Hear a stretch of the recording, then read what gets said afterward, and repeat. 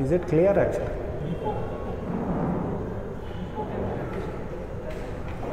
Echo should be off only. Hare Krishna. So ನಮ್ಮ ISKCON ಸಂಸ್ಥೆಯಲ್ಲಿ ನಾವು ಪ್ರವಚನ ಅಥವಾ ಯಾವುದೇ ಕ್ಲಾಸ್ ಆರಂಭ ಮಾಡೋದಕ್ಕಿಂತ ಮುಂಚೆ ಒಂದು ಸಣ್ಣ ಭಜನೆ ಮಾಡ್ತೀವಿ. ಜಯ ರಾಧಾ ಮಾಧವ್ ಅಂತೆ ಭಗವಂತನ ನಾಮಗಳು. ಹರೇ ಕೃಷ್ಣ.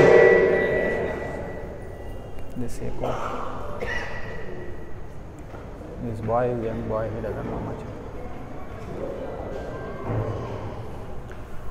जय राधा माधव कुंज बिहारी. जय राधा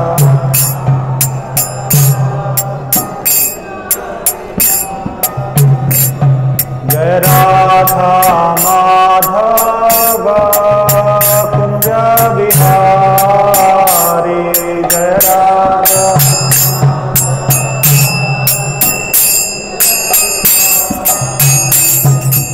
गोपी जन वल्लभ गिरिवरधारी. गोपी जन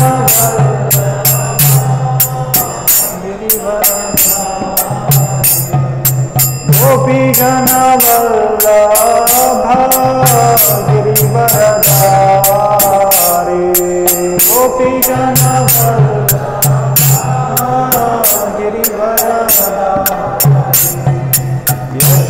यशोदानंदन ब्रज जनरंजन.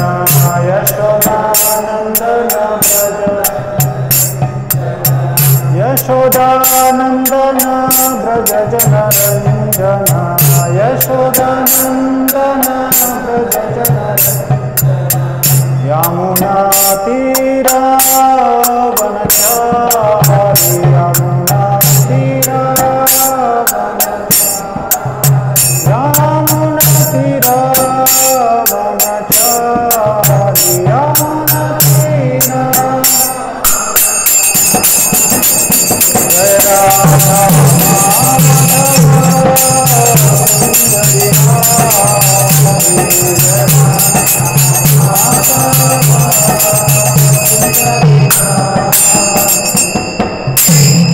हरि नाम संकीर्तन की जय.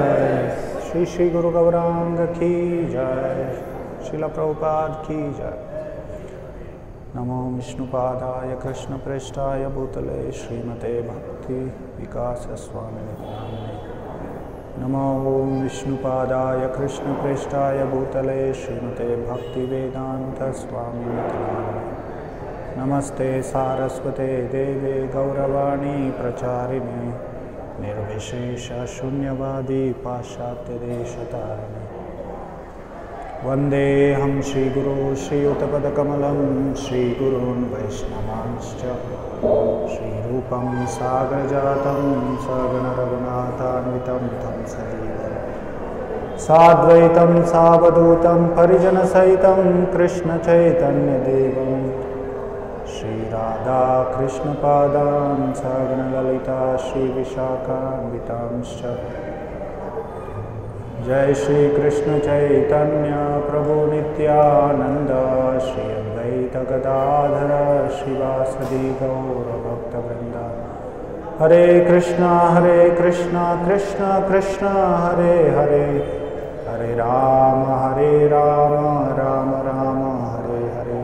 साधु साधु तथा इनति नीचो जतारका आनाम जगला चिन्मां प्रेमरत्कंठे स्मर. हरे कृष्ण. ಸೊ ಒಂದ್ಸಲ ಜೋರಾಗಿ ಹೇಳಿ ಹರೇ ಕೃಷ್ಣ ಹರೇ ಕೃಷ್ಣ ಕೃಷ್ಣ ಕೃಷ್ಣ ಹರೇ ಹರೇ ಹರೇ ರಾಮ ಹರೇ ರಾಮ ರಾಮ ರಾಮ ಹರೇ ಹರೇ ಹರೇ ಕೃಷ್ಣ. ಸೊ ಇಂದು ತುಂಬ ಶುಭಕರವಾದ ದಿನ, ಶ್ರೀಕೃಷ್ಣ ಜನ್ಮಾಷ್ಟಮಿ, ಕೃಷ್ಣ ಅವತರಿಸಿದ ದಿನ.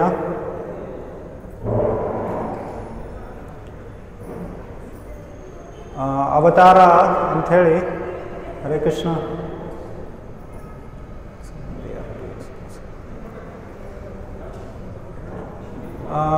ಶ್ರೀಕೃಷ್ಣ ಅವತರಿಸಿದ ದಿನ. ಅವತಾರ ಅಂದರೆ ಏನು? ಯಾರು ಭಗವಂತನ ಒಂದು ರೂಪ ಮೇಲಿಂದ ಕೆಳಗೆ ಇಳಿದು ಬಂದಾಗ, ಮೇಲಿಂದ ಕೆಳಗೆ ಅಂದರೆ ಅವನ ಧಾಮದಿಂದ ಈ ಜಗತ್ತಿಗೆ ಬಂದಾಗ ಅವನಿಗೆ ಅವತಾರ ಅಂತ ಹೇಳ್ತೀವಿ. ಸೊ ಈಗಿನ ಕಾಲದಲ್ಲಿ ಈ ಶಬ್ದಗಳು, ನಾವು ಎಷ್ಟೋ ಸಲ ಈ ಶಬ್ದಗಳನ್ನು ತುಂಬ ಹಗುರವಾಗಿ ಉಪಯೋಗ ಮಾಡ್ತೀವಿ ನಾವು. ಅವುಗಳ ಅರ್ಥವನ್ನು ನಾವು ತಿಳಿಯದೆ ಅವುಗಳನ್ನು ಉಪಯೋಗ ಮಾಡ್ತೀವಿ. ಯಾವುದೇ ಒಬ್ಬ ವ್ಯಕ್ತಿ ಏನೋ ಒಂದು ದೊಡ್ಡ ಕಾರ್ಯವನ್ನು ಮಾಡ್ಬೋದು, ಪವಾಡ ಮಾಡ್ಬೋದು, ಆ ವ್ಯಕ್ತಿಗೆ ನಾವು ಅವತಾರ ಪುರುಷ ಅಂತ ಹೇಳ್ತೀವಿ. ಆದರೆ ಅವತಾರ ಶಬ್ದದ ಅರ್ಥ ಏನು? ಭಗವಂತನ ಒಂದು ರೂಪ. ಭಗವಂತನ ಅನಂತ ರೂಪಗಳಿವೆ.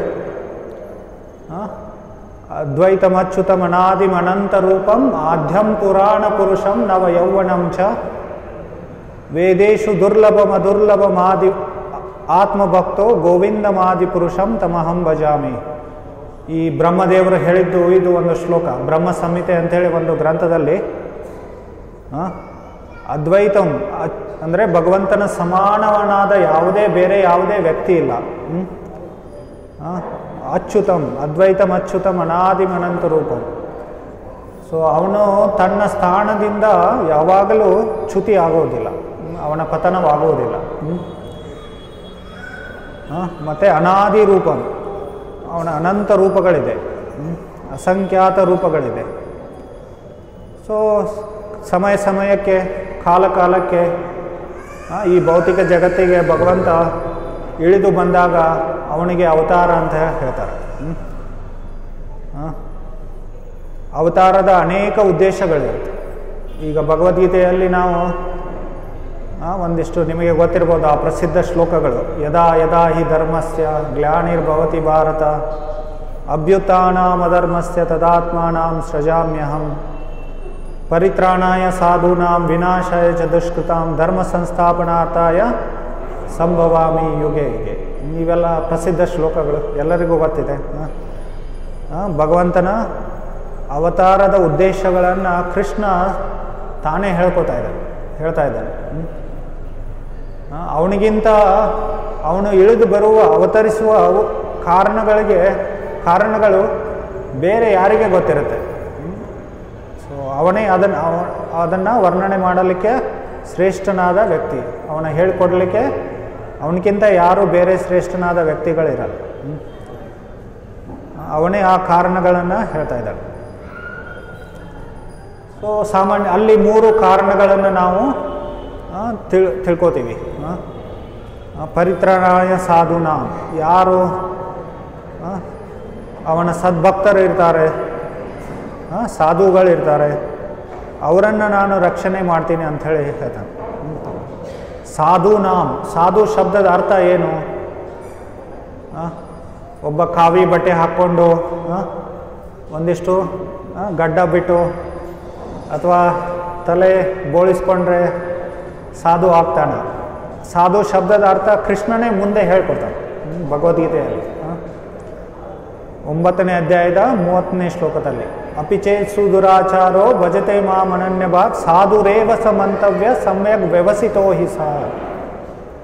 ಅಪಿಚೇತ್ ಸುದುರಾಚಾರೋ ಭಜತೆ ಮಾಂ ಅನನ್ಯಭಾಗ್, ಯಾರು ನನ್ನ ಅನನ್ಯ ಭಕ್ತಿ ಸೇವೆಯಲ್ಲಿ ತೊಡಗಿರ್ತಾರಲ್ಲ ಅವರು ಸಾಧು ಅಂತ ಹೇಳ್ತಾರೆ ಕೃಷ್ಣ.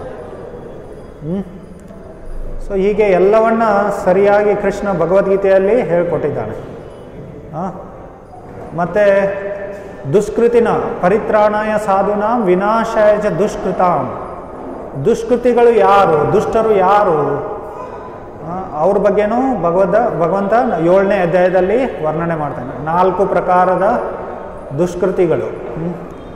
ನಮಾಂ ದುಷ್ಕೃತಿನೋ ಮೂಢ ಪ್ರಪದ್ಯಂತೆ ನರಾಧಮ ಮಾಯಾ ಅಪಹೃತ ಜ್ಞಾನ ಆಸುರಂ ಭಾವಮಾಶ್ರಿತ. 4 ಪ್ರಕಾರದ ದುಷ್ಟರನ್ನು ಅಲ್ಲಿ ವರ್ಣನೆ ಮಾಡ್ತಾರೆ. ಯಾಕೆ ಈ ಜಗತ್ತಿನಲ್ಲಿ ಯಾರಾದರೂ ದುಷ್ಟರಿರ್ತಾರೆ? ಎಲ್ಲರೂ ಒಳ್ಳೆಯವರಲ್ಲ ಅಂಥೇಳಿ ನಮಗೆ ಅನಿಸ್ಬೋದಲ್ಲ. ಈ ಜಗತ್ತಿನ ಅದು ನಿಯಮ ಅದು. ಶೀತ ಉಷ್ಣ, ಸುಖ ದುಃಖ, ಒಳ್ಳೆಯದು ಕೆಟ್ಟದ್ದು, ಈ ಜಗತ್ತಿಗೆ ದ್ವೈತ ಅಂತ ಹೇಳಿದ್ದಾರೆ. ದ್ವೈತ ಅಂದರೆ ಏನು? ಇಲ್ಲಿ ಎರಡು ಇರುತ್ತೆ ಯಾವಾಗಲೂ. ಶೀತ ಉಷ್ಣ, ಸುಖ ದುಃಖ, ಒಳ್ಳೆಯದು ಕೆಟ್ಟದ್ದು, ಒಳ್ಳೆಯವರು ಕೆಟ್ಟವರು, ಎರಡು ಪ್ರಕಾರದವರು ಇದ್ದೇ ಇರ್ತಾರೆ. ಸುರರು ಅಸುರರು. ಅದೇ ಥರ ಇಲ್ಲಿ ದುಷ್ಟರನ್ನು ಇಲ್ಲಿ ಭಗವಂತ ಹೇಳ್ತಾ ಇದ್ದಾರೆ. ನಾಲ್ಕು ಪ್ರಕಾರದ ಜನರು ನನಗೆ ಶರಣಾಗತನಾಗುವುದಿಲ್ಲ ಅಂತ. ಮೂಢ, ನರಾಧಮ, ಮಾಯಾಪಹೃತ ಜ್ಞಾನ, ಆಸುರಂ ಭಾವಮಾಶ್ರಿತ ಅಂತ ಹೇಳಿ. ಸೊ ಮೂರ್ಖರು, ಮತ್ತು ನರಾಧಮರು ಅಂದ್ರೆ ಏನು? ಅವರಿಗೆ ಪಶುಗಳಿಗೆ ಒಂದೇ ಅಂತರ. ಅವರಿಗೆ ಪಶುಗಳಿಗೆ 4 ಕಾಲುಗಳಿರುತ್ತೆ, ಇವರಿಗೆ 2 ಕಾಲುಗಳಿರುತ್ತೆ. ಅಂದರೆ ಪಶು ಥರ ಇರ್ತಾರೆ.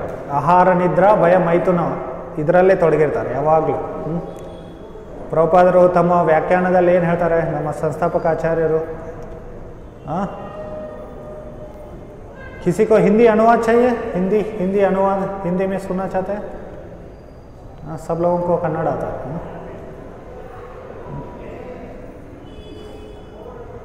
हिंदी अनुवाद चाहिए तो हम लोग कर सकते हैं। पीछे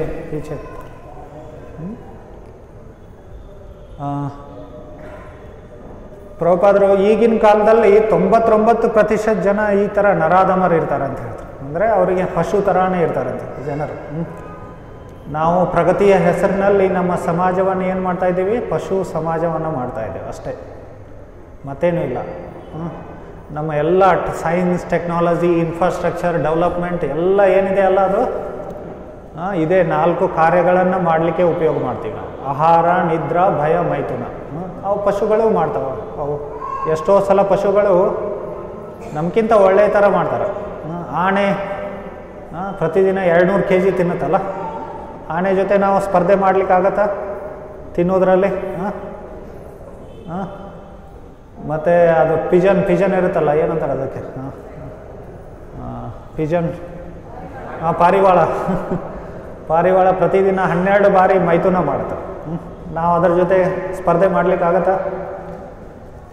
ಆದರೆ ನಾವು ಇದೇ ಕಾರ್ಯಗಳಲ್ಲಿ ತೊಡಗಿಬಿಟ್ರೆ ನಾವು ಪಶು ಅನ್ಕೋತೀವಿ ಅಷ್ಟೇ. ದ್ವಿಪದ ಪಶು, ನಮಗೆ 2 ಕಾಲುಗಳಿದೆ ಅಷ್ಟೇ. ಸೊ ಇವರೆಲ್ಲ ಏನು ಭಗವಂತನ ಶರಣು ಹೋಗಲ್ಲ, ಭಗವಂತನಿಗೆ ಶರಣಾಗತನಾಗೋದಿಲ್ಲ. ಸೊ ಈ ಥರ ಭಗವಂತ ಏನು ಹೇಳ್ತಾ ಇದ್ದಾನೆ? ನಾನು ದುಷ್ಟರನ್ನು ನಾಶ ಮಾಡಲಿಕ್ಕೆ ಬರ್ತೀನಿ, ಮತ್ತು ಧರ್ಮ ಸಂಸ್ಥಾಪನಾರ್ಥಾಯ, ಧರ್ಮವನ್ನು ಸ್ಥಾಪನೆ ಮಾಡಲಿಕ್ಕೆ ನಾನು ಬರ್ತೀನಿ ಅಂತ. ಕೃಷ್ಣ ಧರ್ಮದ ತಂದೆ. ಕೃಷ್ಣ ಇರಲಿಲ್ಲ ಅಂದರೆ ಧರ್ಮ ಇಲ್ಲ. ಇದನ್ನು ನಾವು ತಿಳ್ಕೊಬೇಕು.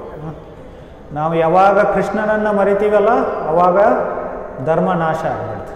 ಧರ್ಮ ಅನ್ನೋದೇನೂ ಉಳಿಯಲ್ಲ.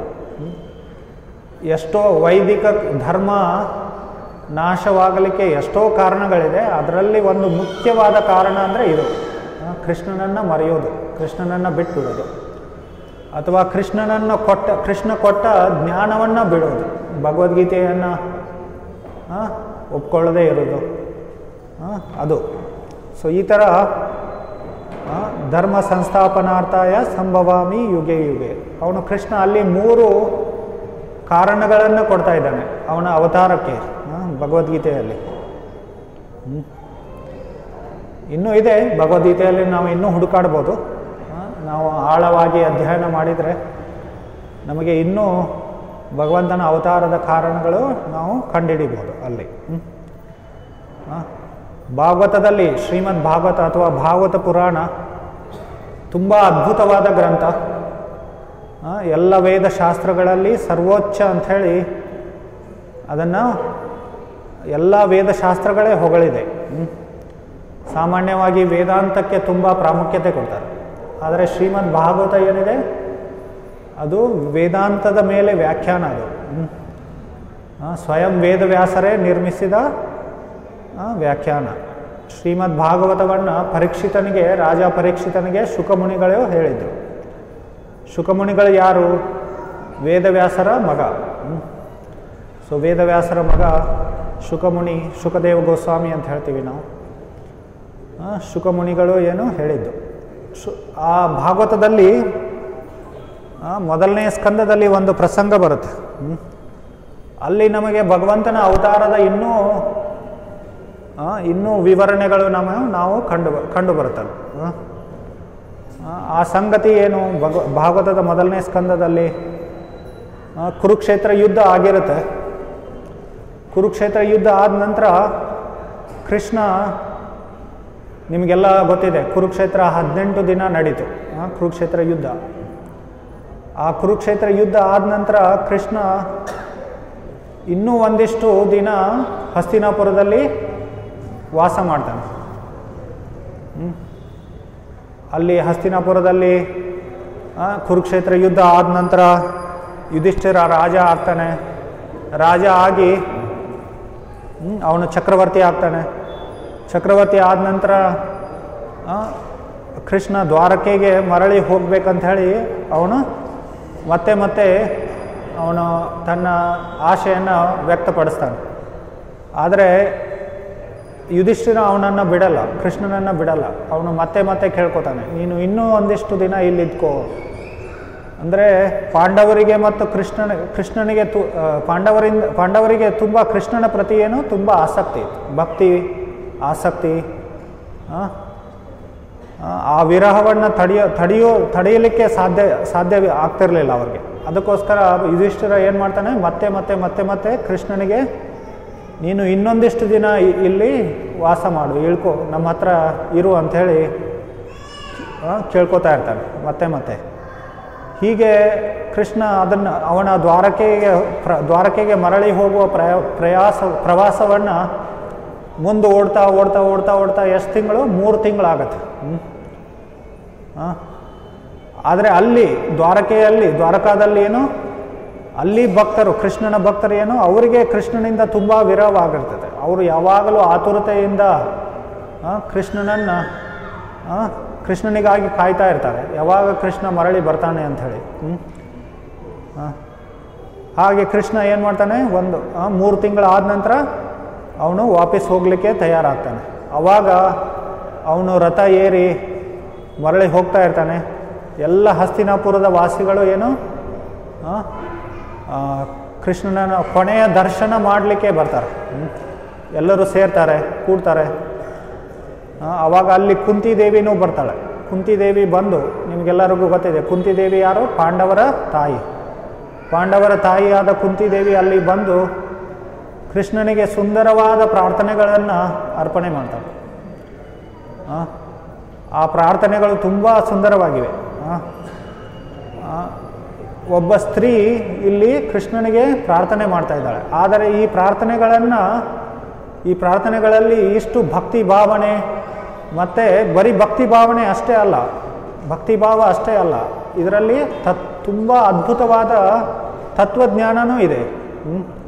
ಈ ತತ್ವಜ್ಞಾನವನ್ನು ಎಲ್ಲ ದೊಡ್ಡ ಸನ್ಯಾಸಿಗಳು ಏನು ಮಾಡಬೇಕು, ತಿಳ್ಕೋಬೇಕು ಇದನ್ನು.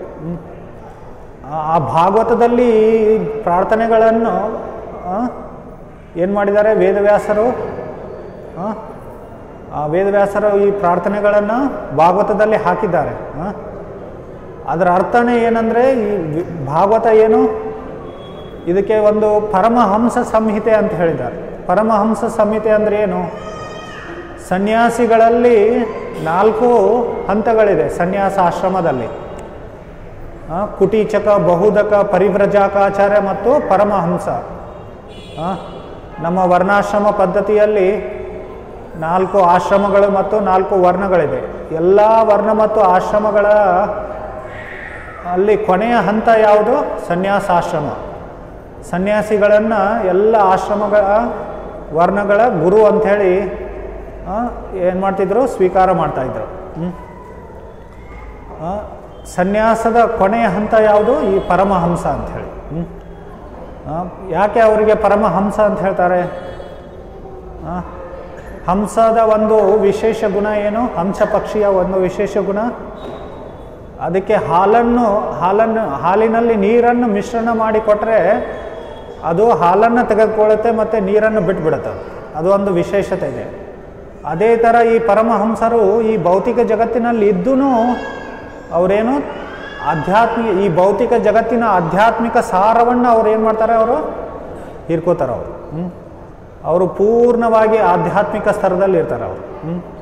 ಅವರಿಗೆ ಇನ್ನೊಂದು ಹೆಸರೇನು, ಜೀವನ್ ಮುಕ್ತ ಅಂತ ಹೇಳ್ತಾರೆ. ಜೀವನ್ ಮುಕ್ತ ಅಂದ್ರೆ ಏನು, ಈ ಜಗತ್ತಿನಲ್ಲಿ ಇದ್ರೂ, ಈ ಜೀವನದಲ್ಲಿ ಇದ್ರೂ ಅವರು ಮುಕ್ತ ಪುರುಷರಾಗಿರ್ತಾರೆ. ಎಲ್ಲ ಭಾವಬಂಧನದಿಂದ ಅವರು ಮುಕ್ತರಾಗಿರ್ತಾರೆ. ಅಂಥ ಪರಮಹಂಸರು ಓದುವ ಏನಿದು ಭಾಗವತ ಇದು. ಆ ಭಾಗವತದಲ್ಲಿ ಕುಂತಿದೇವಿಯ ಪ್ರಾರ್ಥನೆಗಳನ್ನು ಏನು ಮಾಡಿದ್ದಾರೆ, ವೇದವ್ಯಾಸರು ಅದರಲ್ಲಿ ಅವರು ಹಾಕಿದ್ದಾರೆ. ಅಂದರೆ ಅದರಲ್ಲಿ ಎಷ್ಟು ತತ್ವಜ್ಞಾನ ಇರ್ಬೋದು, ಅದರಿಂದ ನಾವು ಚಿಂತನೆ ತಿಳ್ಕೊಬೋದು. ಆ ಕುಂತಿದೇವಿ ಹೇಳ್ತಾಳೆ, ಅವರು ಮೊದಲನೇ ಶ್ಲೋಕದಲ್ಲಿ ಏನು ಹೇಳ್ತಾರೆ, ನಮಸ್ಸೆ ಪುರುಷಂ ತ್ವಾದ್ಯಂ ಈಶ್ವರಂ ಪ್ರಕೃತೆ ಪುರುಷಂ ಪ್ರಕೃತೆ ಅಲಕ್ಷಂ ಸರ್ವಭೂತಾನಾಂ ಅಂತರ್ಭವಿರ್ ಅವಸ್ಥಿತಾಂ. ನಮಸ್ಸೆ ಪುರುಷಂ ತ್ವಾದ್ಯಂ. ಆ ಕೃಷ್ಣನಿಗೆ ಏನಂತ ಹೇಳಿ ಪ್ರಾರ್ಥನೆ ಮಾಡ್ತಾ ಇದ್ದಾಳೆ, ನೀನು ಆದಿ ಪುರುಷ, ನಮಸ್ಸೆ ಪುರುಷಂ ತ್ವಾದ್ಯಂ, ನಾನು ನಿನಗೆ ನಮಸ್ಕಾರಗಳನ್ನು ಮಾಡ್ತೀನಿ, ನೀನು ಆದಿ ಪುರುಷನಾದವನು. ಆದಿ ಪುರುಷ ಅಂದರೆ ಏನು, ನಮಗೆ ನಮ್ಮ ತಂದೆ ತಾಯಿಗಳಿದ್ದಾರೆ, ನಮ್ಮ ತಂದೆ ತಾಯಿಗಳಿಗೆ ಅವ್ರಿಗೆ ತಂದೆ ತಾಯಿಗಳಿದ್ದಾರೆ, ಅವರ ತಂದೆ ತಾಯಿಗಳಿಗೆ ಅವರಿಗೆ, ಕೊನೆಗೆ ಎಲ್ಲಿಗೆ ಹೋಗಿ ಮುಟ್ತೀವಿ ನಾವು, ಕೃಷ್ಣನಿಗೆ ಹೋಗಿ ಮುಟ್ತೀವಿ. ಕೃಷ್ಣ ಏನು ಹೇಳ್ತಾ ಇದ್ದಾನೆ, ಅಹಂ ಸರ್ವಸ್ಯ ಪ್ರಭವೋ ಮತ್ತ ಸರ್ವಂ ಪ್ರವರ್ತತೆ, ನಾನು ಎಲ್ಲದರ ಉದ್ಗಮ, ಎಲ್ಲ ನನ್ನಿಂದ ಉದ್ಭವಿಸುತ್ತದೆ ಅಂಥೇಳಿ ಭಗವದ್ಗೀತೆ 10ನೇ ಅಧ್ಯಾಯದಲ್ಲಿ ಹೇಳಿದ್ದಾನೆ. ಸೊ ನಾವು ಭಗವದ್ಗೀತೆಯಿಂದ ತಿಳ್ಕೊಬೋದು ಭಗವಂತ ಯಾರು, ದೇವರು ಯಾರು, ಯಾರಿಂದ ಎಲ್ಲ ಉದ್ಭವಿಸುತ್ತದೆ, ಎಲ್ಲ ಅವನಿಂದ ಉಗಮ ಆಗುತ್ತೆ, ಅವನು ದೇವರು. ಅವನು ಉಗಮ ಯಾರು ಅಂಥೇಳಿ ಪ್ರಶ್ನೆ ಬರ್ಬೋದಲ್ಲ, ಅವನ ಮೂಲ ಯಾರು ಅಂಥೇಳಿ ನಮಗೆ ಪ್ರಶ್ನೆ ಬರ್ಬೋದು. ಯಾರಿಂದ ಎಲ್ಲ ಉದ್ಗಮವಾಗತ್ತೆ, ಅವನ ಉದ್ಗಮ ಯಾರೂ ಆಗಲಿಕ್ಕೆ ಸಾಧ್ಯ ಇಲ್ಲ. ಅದು ಒಂದು ತರ್ಕ, ಅದು ಕುತರ್ಕ ಆಗ್ಬಿಡುತ್ತೆ. ಅದು ಅದರಲ್ಲಿ ತರ್ಕಬದ್ಧವಾಗಿರಲ್ಲ. ಲಾಜಿಕಲ್ ಫ್ಯಾಲಸಿ ಅಂತ ಹೇಳ್ತೀವಿ ನಾವು, ಅದರಲ್ಲಿ ಯಾವುದೇ ತರ್ಕ ಇರಲ್ಲ. ಹೀಗೆ ಆದಿ ಪುರುಷ, ನಮಸ್ಸೆ ಪುರುಷಂ ತ್ವಾದ್ಯಂ, ಆದ್ಯಂ ಆದಿ ಪುರುಷ ಅಂತ ಹೇಳಿ. ಪುರುಷಂ ಪ್ರಕೃತಿ ಪರ, ಅವನು ಪ್ರಕೃತಿಯ ಮೇಲಿರ್ತಾನೆ. ಪ್ರಕೃತಿಯ ಪ್ರಭಾವದಲ್ಲಿ, ಈ ಭೌತಿಕ ಪ್ರಕೃತಿಯ ಪ್ರಭಾವದಲ್ಲಿರಲ್ಲ, ಮಾಯಾಶಕ್ತಿಯ ಪ್ರಭಾವದಲ್ಲಿರಲ್ಲ. ಈ ಭೌತಿಕ ಜಗತ್ತು ಮಾಯಾಶಕ್ತಿಯ ಪ್ರಭಾವದಿಂದ ಆಗಿರುತ್ತೆ. ಮತ್ತೆ ಅಂತರ್ಬಹಿರ್ ಅವಸ್ಥಿತಂ, ನೀನು ಒಳಗಡೆನೂ ಇದ್ದೀಯಾ ಮತ್ತೆ ಹೊರಗಡೆನೂ ಇದ್ದೀಯಾ, ಅಂತರ್ಯಾಮಿಯಾಗಿ ಪರಮಾತ್ಮನಾಗಿ ಎಲ್ಲರ ಹೃದಯದಲ್ಲಿದ್ದೀಯಾ, ಮತ್ತು ಈಗ ನಮ್ಮ ಮುಂದೆ ನೀನು ಹೊರಗಡೆನೂ ಇದ್ದೀಯಾ ಅಂಥೇಳಿ ಅವಳು ಪ್ರಾರ್ಥನೆ ಮಾಡ್ತಾ ಇದ್ದಾಳೆ. ಈಗ ಕುಂತಿದೇವಿ ಯಾರು, ಈಗ 5000 ವರ್ಷ ಹಿಂದೆ ಕೃಷ್ಣ ಈ ಜಗತ್ತಿಗೆ ಬಂದು ಲೀಲೆ ಮಾಡುವಾಗ ಕುಂತಿದೇವಿ ಅವನ ಸೋದರತ್ತೆ. ವಸುದೇವ, ಕೃಷ್ಣ ವಸುದೇವನ ಪುತ್ರನಾಗಿ ಅವತರಿಸಿದ್ದ. ಕುಂತಿ ಯಾರು, ಅವನ ಸೋದರತ್ತೆ. ನಾವೇನು ಅನ್ಬೋದು, ಅವನ ಏನು ತನ್ನ ಅಳಿಯನನ್ನು ಏನು ಮಾಡ್ತಾ ಇದ್ದಾಳೆ, ಅತ್ತೆ ಏನು ಮಾಡ್ತಾ ಇದ್ದಾಳೆ, ಅವನು ಹೊಗಳ್ತಾ ಇದ್ದಾಳೆ ಅಷ್ಟೇ ಅಂಥೇಳಿ. ಆದರೆ ನಾವೇನು ತಿಳ್ಕೊಬೇಕು, ಇಲ್ಲಿ ಕೃಷ್ಣ ಬರೀ ಪಾಂಡವರ ಒಬ್ಬ ಸಂಬಂಧಿಕ ಅಲ್ಲ, ಅವನು ದೇವೋತ್ತಮ ಪರಮ ಪುರುಷ. ಅವನ ಸಂಬಂಧಿಕನಾಗಿ ಅವನು ಅವತರಿಸಿದ್ದಾನೆ. ಆದರೆ ಅವನು ಬರೀ ಅವರ ಸಂಬಂಧಿಕನಲ್ಲ, ಅವನ ಪರಿವಾರದ ಒಂದು ಸದಸ್ಯ ಅಲ್ಲ ಅಂಥೇಳಿ ನಾವು ತಿಳ್ಕೊಬೇಕು. ಈಗ ಭಗವದ್ಗೀತೆಯಲ್ಲಿನೂ ಅದೇ ಒಂದು ಸಂಗತಿ ಬರುತ್ತೆ. 10ನೇ ಅಧ್ಯಾಯದಲ್ಲಿ ಅರ್ಜುನ ಈ 4 ಚತುಶ್ಲೋಕಿ ಭಗವದ್ಗೀತಾ ಅಂಥೇಳಿ 4 ಭಗವದ್ಗೀತೆಯ ಪ್ರಮುಖ ಶ್ಲೋಕಗಳು ಅಲ್ಲಿ ಕೃಷ್ಣ ಹೇಳ್ತಾ ಇದ್ದಾನೆ. 10ನೇ ಅಧ್ಯಾಯದ 8, 9, 10 ಮತ್ತು 11ನೇ ಶ್ಲೋಕ. ನಾನೀಗ ಒಂದು ಶ್ಲೋಕ ನಾನು ಹೇಳಿದೆ, ಅದು ಅಹಂ ಸರ್ವಸ್ಯ ಪ್ರಭವ ಅಂಥೇಳಿ. ಆ ಶ್ಲೋಕದಿಂದ ಇನ್ನು 4 ಶ್ಲೋಕಗಳೇನಿದೆ ಅಲ್ಲ, ಅದು ಚತುಶ್ಲೋಕಿ ಭಗವದ್ಗೀತೆ ಅಂಥೇಳಿ. ಭಗವದ್ಗೀತೆಯನ್ನು ಸಾರ ರೂಪದಲ್ಲಿ ಕೃಷ್ಣ ಅಲ್ಲಿ ಹೇಳ್ತಾನೆ. ಆ ಭಗವದ್ಗೀತೆ ಸಾರವನ್ನು ಅಲ್ಲಿ ಕೇಳಿ ಅರ್ಜುನ ಏನು ಹೇಳ್ತಾನೆ, ಪರಬ್ರಹ್ಮ ಪರಂ ಧಾಮ ಪವಿತ್ರಂ ಪರಮಂ ಭವಾಂ ಪುರುಷಂ ಶಾಶ್ವತಂ ದಿವ್ಯಂ ಆದಿದೇವಂ ಅಜಂ ವಿಮುಂ ಅಂಥೇಳಿ ಕೃಷ್ಣನೇ ನೀನೇ ಪರಬ್ರಹ್ಮ ಅಂಥೇಳಿ ಹೊಗಳ್ತಾನ. ಪರಂಧಾಮ, ಎಲ್ಲರ ಆಶ್ರಯ ನೀನು ಅಂಥೇಳಿ, ಕೊನೆಯ ಆಶ್ರಯ ನೀನು ಅಂತ. ನೀನು ತುಂಬ ಪರಿಶುದ್ಧನಾಗಿ, ಪವಿತ್ರಂ ಅಂಥೇಳಿ ಪರಿಶುದ್ಧನಾಗಿದ್ದೀಯ. ಈ ಮಾಯೆ ಜಗತ್ತಿನ ಯಾವುದೇ ಸೋಂಕು ನಿನಗೆ ಇಲ್ಲ ಅಂಥೇಳಿ ಹೇಳ್ತಾ ಇದ್ದಾರೆ. ಇದಮುತ್ತಮಂ ಅಂಥೇಳಿ.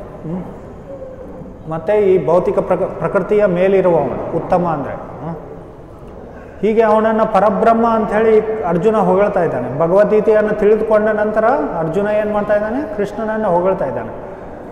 ನಾವೇನು ಅನ್ಕೋಬೋದು, ಅರ್ಜುನ ಏನು ಕೃಷ್ಣನ ಸಂಬಂಧಿಕ, ಕೃಷ್ಣನ ಮಿತ್ರ, ಕುಂತಿಯ ಪುತ್ರ ಅವನು, ಅವರಿಗೆ ಏನು ಬ್ಲಡ್ ರಿಲೇಷನ್ ಇದೆ, ಅವನು ರಿಲೇಟಿವ್ ಅವನು, ಅದಕ್ಕಾಗಿ ಅವನು ಹೊಗಳ್ತಾ ಇದ್ದಾನೆ. ಅಥವಾ ನೀನು ಪರಬ್ರಹ್ಮ ಅಂಥೇಳಿ ಈಗ ಎಲೆಕ್ಷನ್ನಲ್ಲಿ ಬಂದಾಗ ಏನು ಒಬ್ಬ ರಾಜಕಾರಣಿಯ ಸಂಬಂಧಿಕರು ಏನು ಮಾಡ್ತಾರೆ, ಅವನನ್ನು ತುಂಬ ಹೊಗಳ್ತಾರೆ ಅವರು. ಆ ಥರ ಇವನು ಏನು ಮಾಡ್ತಾ ಇದ್ದಾನೆ, ಎಲೆಕ್ಷನ್ ಪ್ರೊಪಗಂಡ ಮಾಡ್ತಾ ಇದ್ದಾನೆ ಅಂಥೇಳಿ ನಾವು ಅನ್ಕೋಬೋದು. ಆದರೆ ಅದಾದ ನಂತರ ಅರ್ಜುನ ಏನು ಹೇಳ್ತಾ ಇದ್ದಾನೆ, ಇದನ್ನು ನಾನಷ್ಟೇ ಹೇಳ್ತಾ ಇಲ್ಲ, ನೀನು ಪರಬ್ರಹ್ಮ ಅಂಥೇಳಿ ನಾನು ಅಷ್ಟೇ ಹೇಳ್ತಾ ಇಲ್ಲ, ಯಾರೆಲ್ಲ ಹೇಳಿದ್ದಾರೆ, ಅಸಿತೋ ದೇವಲೋ ವ್ಯಾಸ,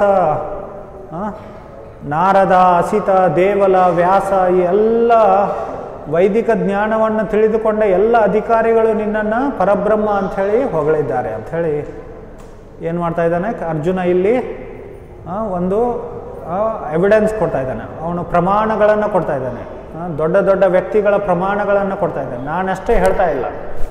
ಅದಕ್ಕೋಸ್ಕರ ಈ ಎಲ್ಲ ದೊಡ್ಡ ದೊಡ್ಡ ಅಧಿಕಾರಿಗಳು ನಿನ್ನನ್ನು ಪರಬ್ರಹ್ಮ ಅಂಥೇಳಿ ಒಪ್ಕೊಂಡಿದ್ದಾರೆ ಅಂಥೇಳಿ ನೀನು ಏನು ಎಲ್ಲ ಹೇಳ್ತೀಯಲ್ಲ ಅದನ್ನು ಸತ್ಯ ಅಂದೇಳಿ ಏನು ಒಪ್ಕೋತೀನಿ ಅಂಥೇಳಿ ಅರ್ಜುನ ಏನು ಮಾಡ್ತಾ ಇದ್ದಾನೆ, ಕೃಷ್ಣನಿಗೆ ಹೇಳ್ತಾ ಇದ್ದಾನೆ.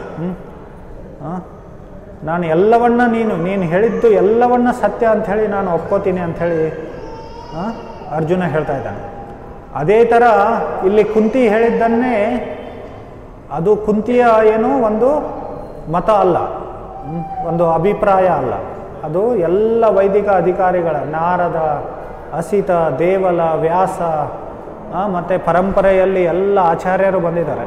ಮಧ್ವಾಚಾರ್ಯರು, ಶಂಕರಾಚಾರ್ಯರು, ರಾಮಾನುಜಾಚಾರ್ಯರು ಎಲ್ಲರೂ ಕೃಷ್ಣನನ್ನು ಏನು ಮಾಡಿದ್ದಾರೆ, ಪರಬ್ರಹ್ಮನಂದು ಏನು ಒಪ್ಕೊಂಡಿದ್ದಾರೆ. ಸೊ ಇದು ಅವರೆಲ್ಲರ ಇದು ಅಭಿಪ್ರಾಯ.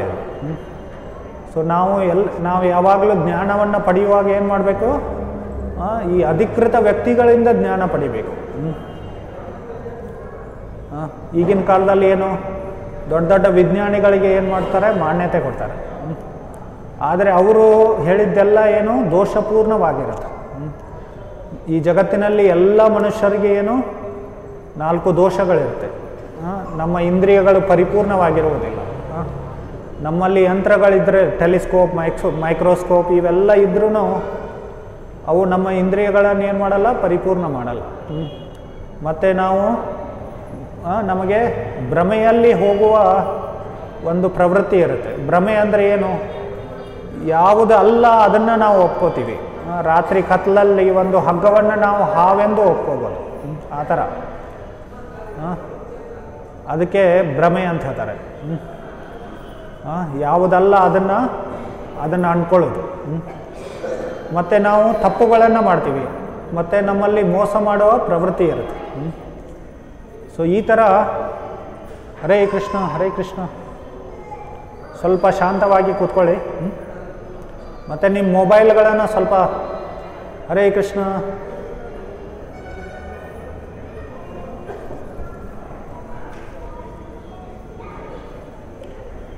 ನಾನೇನು ಹೇಳ್ತಾ ಇದ್ದೆ, ನಮಗೆ ಮೋಸ ಮಾಡುವ ಪ್ರವೃತ್ತಿ ಇರುತ್ತೆ.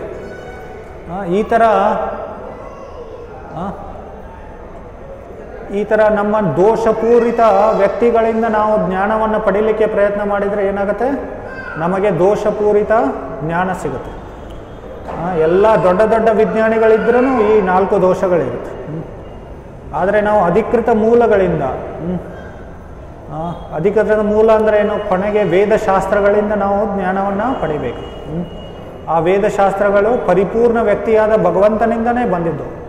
ಹೇಗೆ ಭಗವದ್ಗೀತೆಯನ್ನು ಸ್ವಯಂ ಭಗವದ್ಗೀತೆ ಅಂದರೆ ಏನು, ಭಗವಂತ ಹೇಳಿದ ಗೀತೆ ಇದು. ಅವನಿಂದ ಪಡೆದ ಜ್ಞಾನ ಏನಿರುತ್ತೆ ಅದು ಪರಿಪೂರ್ಣವಾಗಿರುತ್ತೆ. ಸೊ ಈ ಜಗತ್ತಿನಲ್ಲಿ ನೋಡಿ, ಈಗಿನ ಕಾಲದಲ್ಲಿ ಜನರು ಎಷ್ಟೊಂದು ಕಷ್ಟಗಳು, ಎಷ್ಟೊಂದು ಸಮಸ್ಯೆಗಳಿಂದ ಬಳಲ್ತಾ ಇದ್ದಾರೆ. ಪ್ರತಿದಿನ ಸಮಸ್ಯೆಗಳೇ ಹೆಚ್ಚಿಗೆ ಆಗ್ತಾ ಹೋಗುತ್ತೆ. ಈಗ ಕ್ಲೈಮೇಟ್ ಚೇಂಜ್, ಎಲ್ಲ ದೊಡ್ಡ ದೊಡ್ಡ ನಮ್ಮ ಮುಖಂಡರು, ಸಮಾಜದ ನಾಯಕರು, ರಾಜಕಾರಣಿಗಳು ಈ ಕ್ಲೈಮೇಟ್ ಚೇಂಜ್ ಬಗ್ಗೆ ಮಾತಾಡ್ತಾ ಇದ್ದಾರೆ.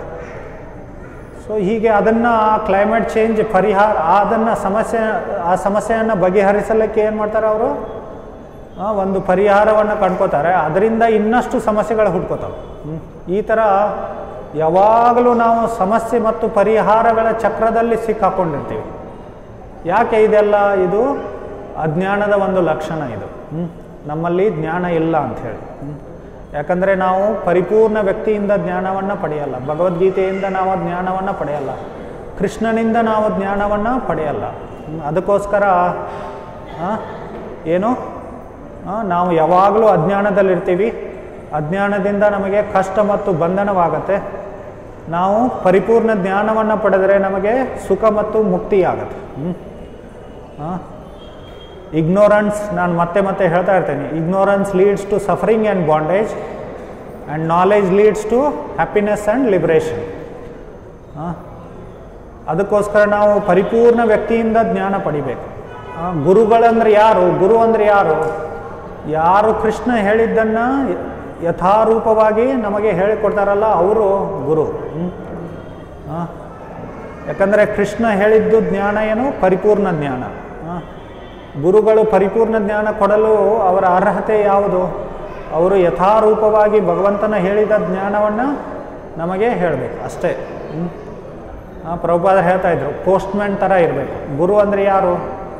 ಗುರು ಪೋಸ್ಟ್ಮ್ಯಾನ್ ಥರ ಇರಬೇಕು. ನಿಮಗೆ ಪತ್ರ ಬಂದದ್ದನ್ನು ಅವರು ಬದಲಾವಣೆ ಮಾಡಲ್ಲ, ಯಥಾರೂಪವಾಗಿ ನಮಗೆ ಏನು ತಂದು ಕೊಡ್ತಾರೆ. ಈಗ ಪೋಸ್ಟ್ಮ್ಯಾನ್, ಈಗ ಇಮೇಲ್ ಕಾಲ ಬಂದಿದೆ ಈಗ. ಆದರೆ ಮೊದಲಿನ ಕಾಲದಲ್ಲಿ ಎಲ್ಲರೂ ಏನು ಬರಿತಾಯಿದ್ರು? ಪತ್ರಗಳನ್ನು ಬರಿತಾಯಿದ್ರು. ಸೊ ಪೋಸ್ಟ್ಮ್ಯಾನ್ ಥರ ಅವರು ಗುರುಗಳಂದರೆ ಯಥಾರೂಪವಾಗಿ ನಮಗೇನು ಜ್ಞಾನವನ್ನು ಕೊಡ್ತಾರೆ. ಅದು ಪರಿಪೂರ್ಣ ಜ್ಞಾನ ಅಂದರೆ. ಹೀಗೆ ಇಲ್ಲಿ ಕುಂತಿದೇವಿ ಏನು ಮಾಡ್ತಾ ಇದ್ದಾಳೆ? ಪರಿಪೂರ್ಣ ಜ್ಞಾನದ ಆಧಾರದ ಮೇಲೆ ಕೃಷ್ಣನನ್ನು ಅವಳು ಹೊಗಳ್ತಾ ಇದ್ದಾಳೆ. ಕೃಷ್ಣ ಆದಿಪುರುಷ, ಅವನು ಒಳಗಡೆ ಅಂತರ್ಯಾಮಿಯಾಗಿ ಪರಮಾತ್ಮನಾಗಿದ್ದಾನೆ, ಮತ್ತು ಹೊರಗಡೆ ನಮ್ಮ ಜೊತೆ ಏನು ಮಾಡ್ತಾ ಇದ್ದಾನೆ? ಲೀಲೆಗಳನ್ನು ಮಾಡ್ತಾ ಇದ್ದಾನೆ ಅಂಥೇಳಿ ಕುಂತಿದೇವಿ ಹೇಳ್ತಾ ಇದ್ದಾಳೆ. ಆಮೇಲೆ ಕುಂತಿದೇವಿ ಎಷ್ಟೊಂದು ಪ್ರಾರ್ಥನೆಗಳನ್ನು ಅರ್ಪಣೆ ಮಾಡ್ತಾ ಅವಳು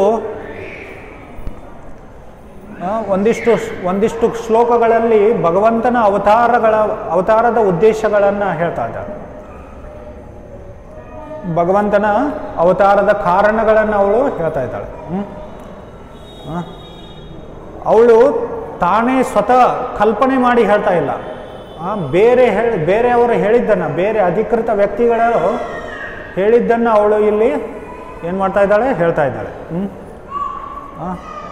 ಆ್ಯಕ್ಚುಲಿ ನಾವು ಆ ಶ್ಲೋಕಗಳನ್ನು, ಕುಂತಿದೇವಿಯ ಪ್ರಾರ್ಥನೆಗಳನ್ನು ಏನು ಇಲ್ಲಿ ನಿಮಗೆ ತೋರಿಸ್ಬೇಕಂತೇಳಿ ವ್ಯವಸ್ಥೆ ಮಾಡಿದ್ವಿ. ಆದರೆ ಅಷ್ಟೊಂದು ಅಲ್ಲಿ where is our technician, it is not visible. No, ಅದು ಅಷ್ಟು ವಿಸಿಬಿಲಿಟಿ ಇಲ್ಲ. ಅದಕ್ಕೋಸ್ಕರ ನಾನೇ ಹೇಳಿಬಿಡ್ತೀನಿ.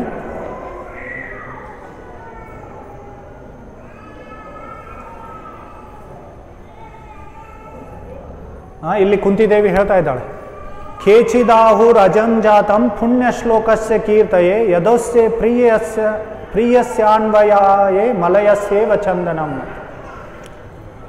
ಅಜಂಜಾತಂ ಅಂತೇಳಿ ಕೇಚಿದಾಹುರ್. ಕೇಚಿದ್ ಅಂದರೆ ಒಂದಿಷ್ಟು ಜನ ಏನು ಹೇಳ್ತಾರಂದರೆ, ಯಾರು ಅಜನ್ಮ ಇದ್ದಾನೆ ಅವನು ಜನ್ಮ ತಾಳಿದ್ದಾನೆ ಅಂಥೇಳಿ. ಅಜನ್ಮ ಯಾರು? ಕೃಷ್ಣ ಅಜನ್ಮ ಅಂಥೇಳಿ. ದೇವರಿಗೆ ಜನ್ಮ ಆಗಲ್ಲ. ವಾಸ್ತವವಾಗಿ ನೋಡಿದರೆ ನಮಗೂ ಜನ್ಮ ಆಗಲ್ಲ, ಆತ್ಮಕ್ಕೆ ಜನ್ಮ ಇಲ್ಲ. ಇದು ಬರೀ ಜನ್ಮ ಅಂದರೆ ಏನು? ಈ ದೇಹ ಹುಟ್ಟುತ್ತೆ, ಮತ್ತು ಈ ದೇಹದಿಂದ ಆತ್ಮ ಬಿಟ್ಟು ಹೋದಾಗ ಅದಕ್ಕೆ ನಾವು ಏನಂತೀವಿ? ಸಾವು ಅಂತ ಹೇಳ್ತೀವಿ. ಜನ್ಮ ಮೃತ್ಯು ಅಂದರೆ ಏನು? ಒಂದು ಆತ್ಮ ಒಂದು ದೇಹದಲ್ಲಿ ಪ್ರವೇಶವಾಗಿ, ಒಂದು ತಾಯಿಯ ಗರ್ಭದಲ್ಲಿ ಪ್ರವೇಶವಾಗಿ ದೇಹವನ್ನು ಬಳಸಿಕೊಂಡು ಆ ದೇಹ ಹುಟ್ಟಿದಾಗ ಅದಕ್ಕೆ ನಾವು ಹುಟ್ಟು ಅಂತ ಹೇಳ್ತೀವಿ. ಆ ದೇಹವನ್ನು ಬಿಟ್ಟು ಹೋದಾಗ, ಆತ್ಮ ಬಿಟ್ಟು ಹೋದಾಗ ಅದಕ್ಕೆ ಸಾವು ಅಂತ ಹೇಳ್ತೀವಿ. ನಮಗೆಲ್ಲರಿಗೂ ಹುಟ್ಟು ಸಾವು ಅನ್ನೋದಿಲ್ಲ, ನಮ್ಮ ದೇಹಕ್ಕೆ ಅಷ್ಟೇ ಹುಟ್ಟು ಸಾವು ಇದೆ. ಅದೇ ಥರ ಭಗವಂತನಿಗೆ ಯಾವುದೇ ಹುಟ್ಟು ಸಾವು ಅನ್ನೋದಿಲ್ಲ. ಭಗವಂತ ನಮ್ಮ ಥರ ಭೌತಿಕ ದೇಹವನ್ನು ಅವನೇನು ಮಾಡಲ್ಲ, ಸ್ವೀಕಾರ ಮಾಡಲ್ಲ. ಅವನು ಅಜನ್ಮ, ಅವನಿಗೆ ಜನ್ಮ ಆಗೋದಿಲ್ಲ. ಆದರೆ ನಮಗೇನು ಅನಿಸುತ್ತೆ, ದೇವಕಿ ಮತ್ತು ವಸುದೇವನ ಮಗನಾಗಿ ಕೃಷ್ಣ ಹುಟ್ಟಿದಲ್ಲ ಅಂಥೇಳಿ ನಾವು ಪೌರಾಣಿಕ ಇತಿಹಾಸಗಳಲ್ಲಿ ನಾವು ನೋಡ್ತೀವಿ. ಅದು ಒಂದು ಬರೀ ಲೀಲೆ. ಅದು ಲೀಲೆ ಅಂದರೆ ಏನು? ಲೀಲೆ ಅಂದರೆ ಏನು? ಸ್ವ ಇಚ್ಛೆಯಿಂದ ಭಗವಂತ ಏನು ಮಾಡ್ತಾ ಇದ್ದಾನೆ, ಒಂದು ಜನ್ಮ ಪಡೆಯುವ ಕಾರ್ಯವನ್ನು ಮಾಡ್ತಾ ಇದ್ದಾನೆ, ಅಥವಾ ಬೇರೆ ಬೇರೆ ಕಾರ್ಯಗಳನ್ನು ಮಾಡ್ತಾ ಇದ್ದಾನೆ. ಎರಡು ಶಬ್ದಗಳಿದೆ, ಜನ್ಮ ಮತ್ತು ಲೀಲೆ ಮತ್ತು ಕರ್ಮ ಅಂಥೇಳಿ. ನಮ್ಮ ಎಲ್ಲ ಕಾರ್ಯಗಳೇನು ಕರ್ಮದ ನಿಯಮದ ಅನುಸಾರ ನಾವು ಮಾಡ್ತೀವಿ. ನಮ್ಮ ಸ್ವಭಾವದ ಅನುಸಾರ ಏನು ನಾವು ಕಾರ್ಯಗಳನ್ನು ಮಾಡ್ತೀವಿ. ಆ ಪ್ರತಿಯೊಂದು ಕಾರ್ಯಕ್ಕೆ ಏನು ಮತ್ತೆ ಪ್ರತಿಫಲ ಸಿಗತ್ತೆ. ಅದೇ ಕರ್ಮದ ಸಿದ್ಧಾಂತ, ಕರ್ಮ ಸಿದ್ಧಾಂತ. ಭಗವದ್ಗೀತೆಯಲ್ಲಿ, ವೇದಶಾಸ್ತ್ರಗಳಲ್ಲಿ ಇದ್ರ ಬಗ್ಗೆ ಹೇಳಿದೆ. ಪ್ರತಿಯೊಂದು ನಾವು ಕಾರ್ಯ ಮಾಡ್ತೀವಲ್ಲ ಅದಕ್ಕೆ ಪ್ರತಿಕ್ರಿಯೆ ಇರುತ್ತೆ.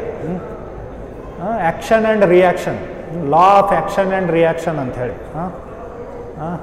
ನಮ್ಮ ವಿಜ್ಞಾನಿಗಳು ನ್ಯೂಟನ್ನನು ಏನು ಥರ್ಡ್ ಲಾ ಆಫ್ ನ್ಯೂಟನ್ ಅಂತ, Newton's third law, every action has equal and opposite reaction ಅಂಥೇಳಿ. ಸೊ ಅದನ್ನು ನಮ್ಮ ಋಷಿಮುನಿಗಳು ನಮಗೆ ಭಗವದ್ಗೀತೆಯಲ್ಲಿ ನಮಗೆ ಮೊದಲೇ ಗೊತ್ತಿರುತ್ತೆ, ಹೇಳ್ಕೊಟ್ಟಿದ್ದಾರೆ. ನಾವು ಪ್ರತಿಯೊಂದು ನಾವು ಕಾರ್ಯ ಮಾಡ್ತೀವಲ್ಲ ಅದಕ್ಕೆ ಪ್ರತಿಕ್ರಿಯೆ. ಆದರೆ ಭಗವಂತನ ಕಾರ್ಯಗಳಿಗೆ ಯಾವುದೇ ಪ್ರತಿಕ್ರಿಯೆ ಅನ್ನೋದಿಲ್ಲ. ಅದು ಭೌತಿಕ ಯಾವುದೇ ನಿಯಮಗಳ ಪರಿಪೇಕ್ಷೆಯಲ್ಲಿ ಬರಲ್ಲ. ಅದು ಭಗವಂತ ಏನು ಅದು ಲೀಲೆ, ಅದಕ್ಕೆ ಯಾವುದೇ ಪ್ರತಿಕ್ರಿಯೆ ಅನ್ನೋದಿಲ್ಲ, ಯಾವುದೇ ನಿಯಮಗಳ ಇರಲ್ಲ. ಭಗವಂತ ಸ್ವ ಇಚ್ಛೆಯಿಂದ ಇಲ್ಲಿ ಬಂದು ತನ್ನ ಜನ್ಮ ಮತ್ತು ಕಾರ್ಯಗಳನ್ನು ಮಾಡ್ತಾನೆ. ಅದಕ್ಕೋಸ್ಕರ ಅದು ಲೀಲೆ ಅಂತ ಹೇಳ್ತಾರೆ.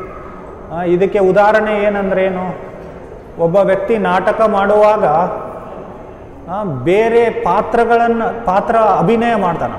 ಬೇರೆ ಪಾತ್ರವನ್ನು ಧರಿಸಿ ಅವನು ಅಭಿನಯ ಮಾಡ್ತಾನೆ. ಅದೇ ಥರ ಭಗವಂತ ಇಲ್ಲಿ ಏನು ಮಾಡ್ತಾನೆ, ಇಲ್ಲಿ ಜನ್ಮ ಪಡೆಯುವ ಅಭಿನಯ ಮಾಡ್ತಾ ಇದ್ದಾನೆ ಅಷ್ಟೇ. ಅಭಿನಯ ಮಾಡ್ತಾರೆ ಅಷ್ಟೇ. ಅದಕ್ಕೆ ನಾವು ಜನ್ಮಾಷ್ಟಮಿ ಅಂತ ಹೇಳಿ ನಾವು ಏನು ಮಾಡ್ತೀವಿ, ಆಚರಣೆ ಮಾಡ್ತೀವಿ. ಆದರೆ ಈ ಜನ್ಮಾಷ್ಟಮಿ ಲೀಲೆ, ಕೃಷ್ಣ ಒಬ್ಬ ಐತಿಹಾಸಿಕ ವ್ಯಕ್ತಿ ಅಲ್ಲ. ಒಂದು ಸಲ ಒಂದು ಇತಿಹಾಸದಲ್ಲಿ ಹುಟ್ಟಿ ಅವನೇನು ಸತ್ತು ಹೋಗ್ಬಿಟ್ಟ ಅಂಥೇಳಿ ಆ ಥರ ಅಲ್ಲ. ನಾವು ಹೇಗೆ ಬೆಳಗ್ಗೆ ಸೂರ್ಯೋದಯ ಆಗುತ್ತೆ ಮತ್ತು ಸಾಯಂಕಾಲ ಸೂರ್ಯಾಸ್ತ ಆಗುತ್ತೆ.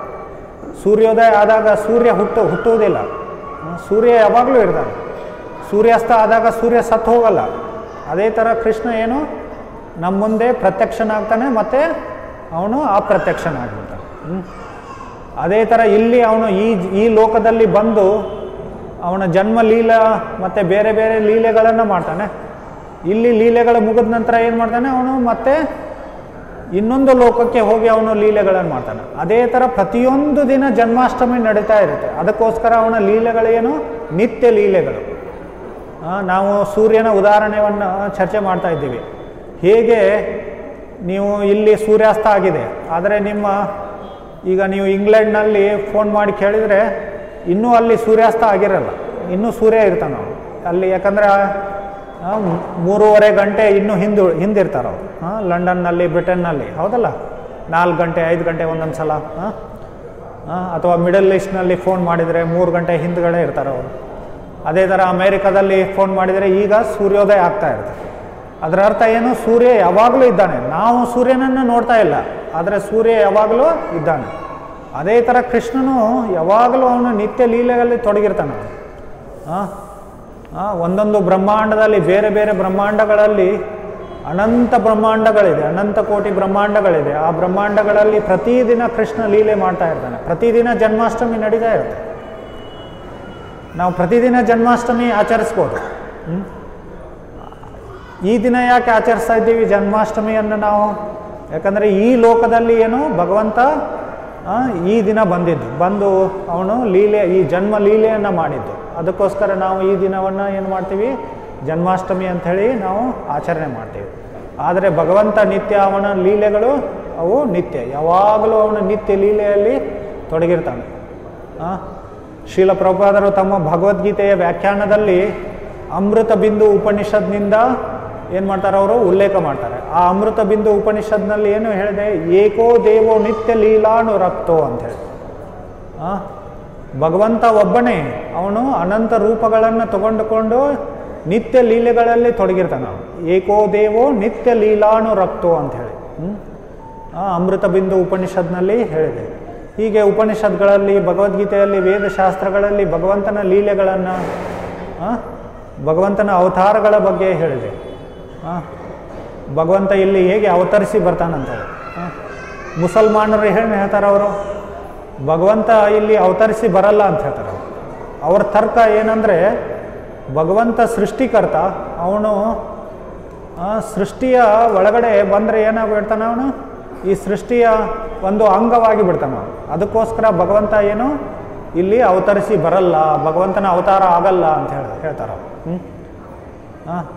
ಮತ್ತು ಇನ್ನೊಂದಿಷ್ಟು ವೇದಾಂತಿಗಳು ಏನು ಹೇಳ್ತಾರೆ ಅಂದರೆ, ಭಗವಂತ ಇಲ್ಲಿ ಬರ್ತಾನೆ, ಆದರೆ ಅವನು ನಿರಾಕಾರ ನಿರ್ಗುಣನಾಗಿರ್ತಾನೆ. ಇಲ್ಲಿ ಬಂದು ಸಗುಣ ರೂಪವನ್ನು ತಾಳ್ತಾನೆ ಅವನು. ಸಗುಣ ಬ್ರಹ್ಮ, ನಿರ್ಗುಣ ಬ್ರಹ್ಮ ಅಂತ ಹೇಳ್ತಾರೆ. ಬ್ರಹ್ಮನನ್ನು ಎರಡು ವಿಭಾಜನೆ ಮಾಡ್ತಾರೆ. ನಿರ್ಗುಣ ಬ್ರಹ್ಮ ಏನಾಗಿಬಿಡ್ತಾನೆ, ಈ ಜಗತ್ತಿಗೆ ಬಂದು ಸಗುಣ ಬ್ರಹ್ಮ ಆಗಿಬಿಡ್ತಾನೆ. ಈಗ ನೋಡಿ, ಮುಸಲ್ಮಾನರು ಏನು ತರ್ಕ ಕೊಡ್ತಾ ಇದ್ದಾರೆ, ಇಲ್ಲಿ ಭಗವಂತನ ಅವತಾರ ಆಗಲ್ಲ ಅಂತ ಹೇಳಿ ಕೊಡ್ತಾರೆ. ಅವ್ರ ತರ್ಕ ಏನು, ಇಲ್ಲಿ ಭಗವಂತನ ಅವತಾರ ಆದರೆ ಭಗವಂತ ಈ ಸೃಷ್ಟಿಯ ಭಾಗ ಆಗಿಬಿಡ್ತಾನೆ, ಸೃಷ್ಟಿಯ ಒಂದು ಅಂಗ ಆಗಿಬಿಡ್ತಾನೆ. ಸೃಷ್ಟಿಕರ್ತ ಹೇಗೆ ಸೃಷ್ಟಿಯ ಅಂಗ ಆಗ್ತಾನೆ ಅಂಥೇಳಿ ಅವ್ರ ತರ್ಕ. ಅದು ಒಂದು ಒಳ್ಳೆ ತರ್ಕ ಅದು ಆ್ಯಕ್ಚುಲಿ. ಆದರೆ ಒಂದಿಷ್ಟು ವೇದಾಂತಿಗಳು ಏನು ಕುತರ್ಕ ಅವ್ರೇನು ಅನ್ಕೋತಾರೆ, ಅವನು ಭಗವಂತ ಈ ಸೃಷ್ಟಿಯ ಭಾಗವಾಗಿ ಬಿಡ್ತಾನೆ, ಅವನು ಸಗುಣ ಬ್ರಹ್ಮನಾಗಿ ಏನು ಈ ಸೃಷ್ಟಿಯ ಒಂದು ಭಾಗನಾಗಿ ಬಿಡ್ತಾನೆ ಅಂತ ಹೇಳ್ತಾರೆ. ಆದರೆ ಆ ಥರ ಅಲ್ಲ. ಭಗವಂತ ಅವತಾರ ಆಗುತ್ತೆ, ಭಗವಂತನ ಅವತಾರ ಆಗಿನೂ ಭಗವಂತ ತನ್ನ ದಿವ್ಯ ಸ್ಥಾನವನ್ನು ಅವನು ಎಂದೂ ಕಳ್ಕೊಳ್ಳಲ್ಲ. ಅದಕ್ಕೋಸ್ಕರ ಭಗವಂತ ಕೃಷ್ಣನಿಗೆ ಒಂದು ಹೆಸರೇನು, ಅಚ್ಯುತ ಅಂಥೇಳಿ. ಅಚ್ಯುತ ಅಂದ್ರೆ ಏನು, ತನ್ನ ದಿವ್ಯ ಸ್ಥಾನವನ್ನು ಎಂದೂ ಕಳೆದುಕೊಳ್ಳಲ್ಲ. ಅವನು ಈ ಭೌತಿಕ ಜಗತ್ತಿನ ಭಾಗ ಅಥವಾ ಅಂಗ ಆಗಲ್ಲ ಅವನು. ಭಗವಂತ ಏನು, ಅವನಲ್ಲಿ ಆಧ್ಯಾತ್ಮಿಕ ಗುಣಗಳಿದೆ. ಅವನಿಗೆ ಸಗುಣ ನಿರ್ಗುಣ ಎರಡೂ ಅವನು. ಆದರೆ ನಿರ್ಗುಣ ಅಂದ್ರೆ ಏನು, ಈ ಭೌತಿಕ ಜಗತ್ತಿನ ಗುಣಗಳಿಲ್ಲ. ಸಗುಣ ಅಂದ್ರೇನು, ಅವನಲ್ಲಿ ಆಧ್ಯಾತ್ಮಿಕ ಗುಣಗಳಿದೆ. ಇದು ಭಾಗವತದಲ್ಲಿ ತುಂಬ ವಿಸ್ತಾರವಾಗಿ ವರ್ಣನೆ ಆಗಿದೆ. ಒಂದು ಭಾಗವತದ ಆರಂಭದಲ್ಲಿ ಒಂದು ಪ್ರಶ್ನೆ ಏನು ನೈಮಿಷಾರಣ್ಯದಲ್ಲಿ ಋಷಿ ಮುನಿಗಳು ಸುತ ಮಹರ್ಷಿಗಳಿಗೆ ಒಂದು ಪ್ರಶ್ನೆ ಕೇಳ್ತಾರೆ. ಈ ಶುಕಮುನಿಗಳು ಬ್ರಹ್ಮಜ್ಞಾನಿಗಳಾಗಿದ್ದರು, ಅವರು ಮುಕ್ತ ಪುರುಷರಾಗಿದ್ದರು, ಸಿದ್ಧ ಪುರುಷರಾಗಿದ್ದರು. ಆದರೂ ಈ ಗ್ರಂಥವನ್ನು, ಇದು ಅತೀ ಬಹು ದೊಡ್ಡ ಗ್ರಂಥವನ್ನು ಯಾಕೆ ಅಧ್ಯಯನ ಮಾಡಿದರು ಅಂಥೇಳಿ ಪ್ರಶ್ನೆ. ಅದರ ಅರ್ಥ ಏನು, ಎಲ್ಲ ಗ್ರಂಥಗಳಲ್ಲಿ ಈ ನಾಮರೂಪ ಗುಣಗಳನ್ನು ವರ್ಣನೆ ಮಾಡಿರ್ತಾರೆ. ಗ್ರಂಥಗಳಂದ್ರೆ ಏನು, ನಾಮರೂಪ ಗುಣಗಳ ಚರ್ಚೆ ಆಗುತ್ತೆ, ಹೌದಲ್ಲ. ನಾಮರೂಪ ಗುಣ ಕಾರ್ಯಗಳ ಬಗ್ಗೆನೇ ಚರ್ಚೆ ಆಗುತ್ತೆ ಗ್ರಂಥಗಳಂದರೆ. ಮತ್ತು ನಾಮರೂಪ ಗುಣಗಳಂದರೆ ಒಂದೊಂದು ಸಲ ವೇದಾಂತಿಗಳು ಏನು ಅನ್ಕೋತಾರೆ, ಈ ಭೌತಿಕ ನಾಮರೂಪ ಗುಣಗಳು, ಆಧ್ಯಾತ್ಮಿಕ ಜಗತ್ತಿನಲ್ಲಿ, ಆಧ್ಯಾತ್ಮಿಕ ಬ್ರಹ್ಮನಲ್ಲಿ ಯಾವುದೇ ನಾಮರೂಪ ಗುಣಗಳು ಇರಲ್ಲ ಅಂಥೇಳಿ ಅವ್ರು ಅನ್ಕೋತಾರೆ. ಅದಕ್ಕೆ ಉತ್ತರವಾಗಿ ಸುತ ಮಹರ್ಷಿಗಳು ಏನು ಹೇಳ್ತಾರೆ ಅಂದರೆ, ಎಲ್ಲ ಬ್ರಹ್ಮಜ್ಞಾನಿಗಳು ಭಗವಂತನ ಭಕ್ತಿಯಲ್ಲಿ ತೊಡಗ್ತಾರೆ ಅಂತ ಹೇಳ್ತಾರೆ. ಆತ್ಮ ರಾಮಶ್ಚ ಮುನಯೋ ನಿರ್ಗ್ರಂಥೋ ಅಪಿ ಉರುಕ್ರಮೆ ಕುರುವಂತೆ ಹೈಕುತುಕಿಂ ಭಕ್ತಿಂ ಇತ್ತಂ ಭೂತ ಗುಣೋ ಹರಿಹಿ ಅಂತೇಳಿ. ಹರಿಯ ಗುಣಗಳೇನು, ಅವು ದಿವ್ಯ ಮತ್ತು ಅಲೌಕಿಕವಾಗಿವೆ. ಅದಕ್ಕೋಸ್ಕರ ಎಲ್ಲ ಬ್ರಹ್ಮಜ್ಞಾನಿಗಳು, ಆತ್ಮ ರಾಮ ಮುನಿಗಳು ಏನು ಮಾಡ್ತಾರೆ, ಭಗವಂತನ ಅಹೈತುಕಿ ಭಕ್ತಿಯಲ್ಲಿ ತೊಡಗ್ತಾರೆ ಅಂಥೇಳಿ ಸುತ ಮಹರ್ಷಿಗಳು ಹೇಳ್ತಾರೆ. ಅದಕ್ಕೋಸ್ಕರ ನಾವೇನು ಅನ್ಕೋಬೇಕು, ಭಗವಂತನ ಇಲ್ಲಿ ಅವತಾರ ಆಗಲ್ಲ ಅನ್ನೋದು ತಪ್ಪು. ಅವನು ಅವತಾರ ಆಗಿ ಅವನು ಏನು ಇಲ್ಲಿ ಭೌತಿಕ ಗುಣಗಳನ್ನು ಧಾರಣೆ ಮಾಡ್ತಾನೆ ಅನ್ನೋದು ತಪ್ಪು. ಈ ಭೌತಿಕ ಜಗತ್ತಿನ ಸೃಷ್ಟಿ ಮತ್ತು ಸೃಷ್ಟಿಯ ಭಾಗ ಅಥವಾ ಅಂಗ ಆಗ್ತಾನೆ ಅನ್ನೋದು ತಪ್ಪು.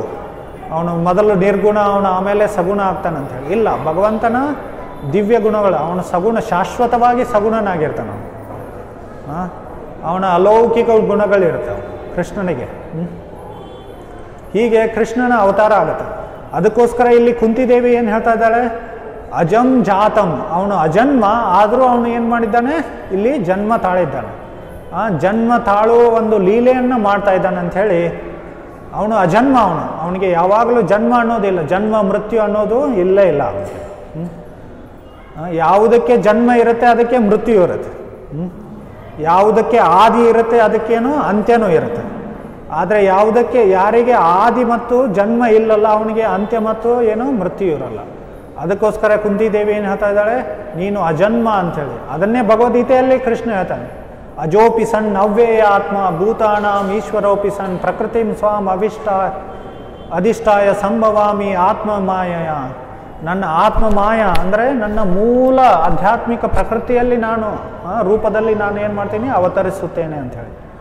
ಸಂಭವಾಮಿ ಆತ್ಮ ಮಾಯಯ, ನಾನು ಅಜನ್ಮ, ಅಜೋಪಿ ಸನ್ ಅವ್ಯಯ ಆತ್ಮ, ನಾನು ಅವ್ಯಯ ಆತ್ಮ ಅಂದರೆ ಅವನ ರೂಪದಲ್ಲಿ ಏನು ಯಾವುದೇ ಬದಲಾವಣೆ ಆಗಲ್ಲ, ಅವ್ಯಯ ಆಗಲ್ಲ, ವ್ಯಯ ಆಗಲ್ಲ,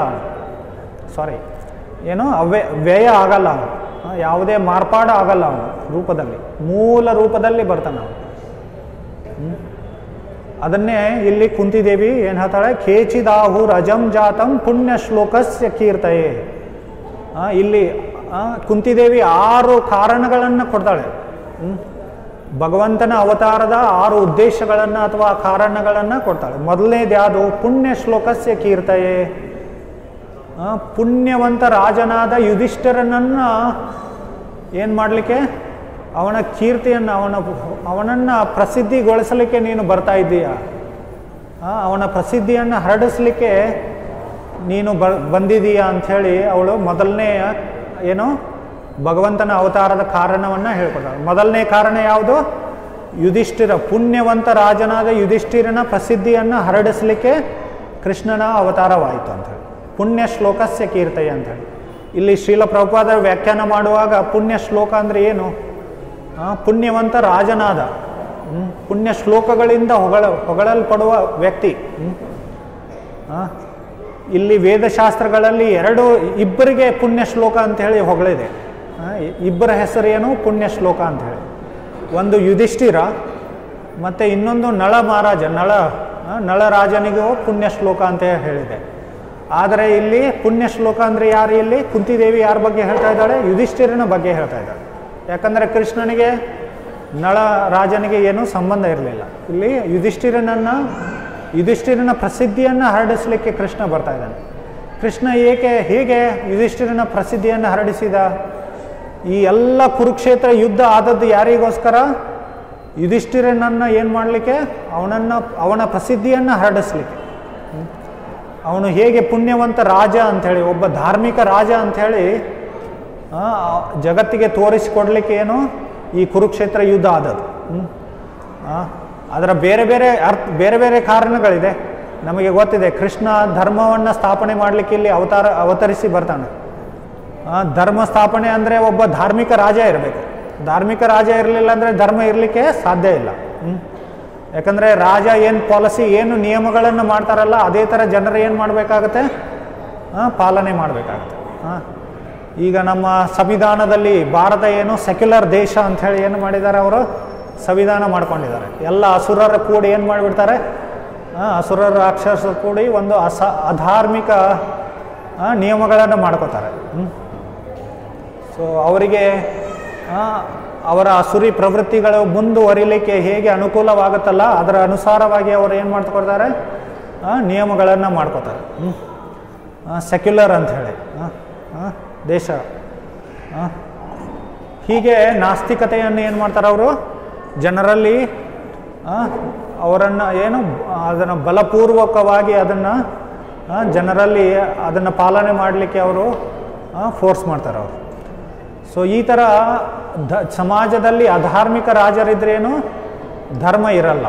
ಅದಕ್ಕೋಸ್ಕರ ಯುಧಿಷ್ಠಿರನನ್ನು ಏನು ಸ್ಥಾಪನೆ ಮಾಡಲಿಕ್ಕೆ ಕೃಷ್ಣನ ಅವತಾರವಾದ ಇದು ಮೊದಲನೆಯ ಕಾರಣ. ಕುಂತಿದೇವಿ ಏನು ಹೇಳ್ತಾ ಇದ್ದಾಳೆ, ಯುಧಿಷ್ಠಿರನಂತ ಧಾರ್ಮಿಕ ರಾಜನ ಪ್ರಸಿದ್ಧಿಯನ್ನು ಹರಡಿಸಲಿಕ್ಕೆ ನೀನು ಅವತರಿಸಿದ್ದೀಯಾ ಅಂಥೇಳಿ. ಆಮೇಲೆ ಮುಂದೆ ಏನು ಹೇಳ್ತಾಳೆ ಅವಳು, ಯದೋಸ್ಯ ಪ್ರಿಯಸ್ಯಾನ್ವಯೇ ಮಲಯಸ್ಯೇವ ಚಂದನಂ. ಯದುರಾಜನ ಪ್ರಸನ್ನತೆಗಾಗಿ ನೀನು ಅವನ ಯದು ಅಂಶದಲ್ಲಿ ಹುಟ್ಟಿದ್ದೀಯಾ ಅಂಥೇಳಿ ಅವಳು ಹೇಳ್ತಾ ಇದ್ದಾಳೆ. ಸೊ ಕೃಷ್ಣನಿಗೆ ಬೇರೆ ಬೇರೆ ಹೆಸರುಗಳಿದೆ. ಹರೇ ಕೃಷ್ಣ, ಸ್ವಲ್ಪ ಶಬ್ದ ಮಾಡಬೇಡಿ ಅಲ್ಲಿ.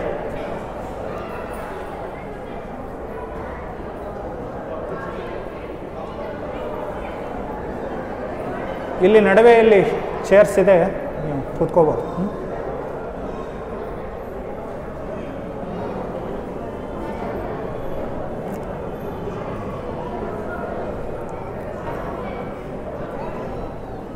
हिंदी अनुवाद के लिए पीछे व्यवस्था कर सकते हैं, हिंदी अनुवाद.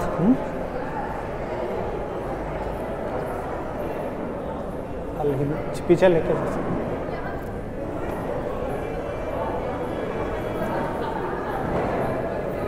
Someone can arrange some chairs, or if some mattresses is there also you can arrange.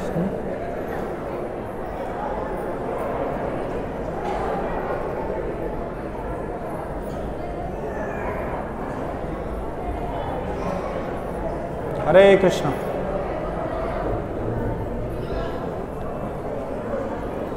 ಕೃಷ್ಣನ ಬೇರೆ ಬೇರೆ ಹೆಸರುಗಳಿದೆ. ಯದು, ಯದುನಂದನ, ಯದುವೀರ,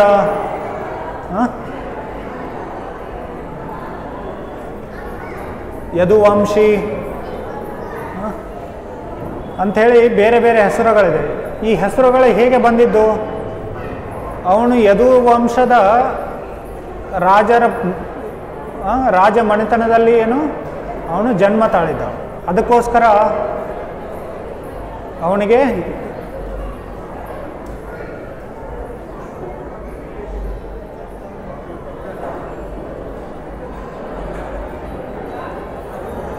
ಹರೇ ಕೃಷ್ಣ.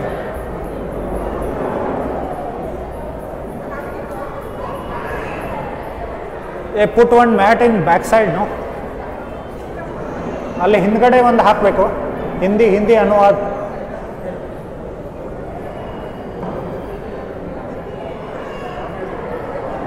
ಹರೇ ಕೃಷ್ಣ ಕೃಷ್ಣ ಕೃಷ್ಣ ಹರೇ ಹರೇ, ಹರೇ ರಾಮ ರಾಮ ರಾಮ ಹರೇ ಹರೇ.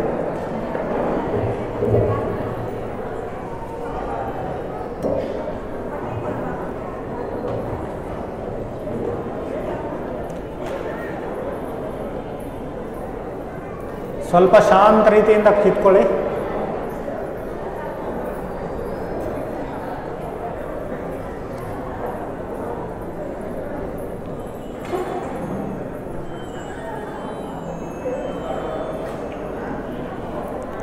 ಸೊ ಎರಡನೇ ಕಾರಣ, ಕುಂತಿದೇವಿ ಏನು ಹೇಳ್ತಾ ಇದ್ದಾಳೆ, ನೀನು ಯದುರಾಜನ ಪ್ರಸನ್ನತೆಗಾಗಿ ಅವನ ವಂಶದಲ್ಲಿ ಅವತರಿಸಿದ್ದೀಯಾ ಅಂಥೇಳಿ. वहाँ पर हिंदी में अनुवाद होगा, आप लोग चाहे तो वहाँ पर बैठ सकते हैं.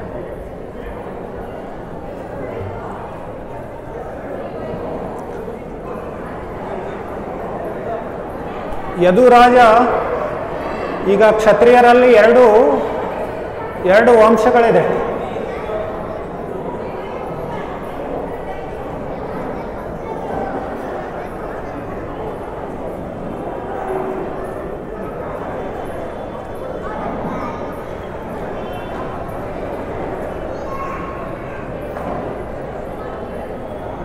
ಸ್ವಲ್ಪ ಆ ಕಡೆ ಯಾರು ಮಾತಾಡಬೇಡಿ, ಅಲ್ಲಿ ಸ್ವಲ್ಪ ಶಾಂತತೆಯಿಂದ ಕೂಡಿ.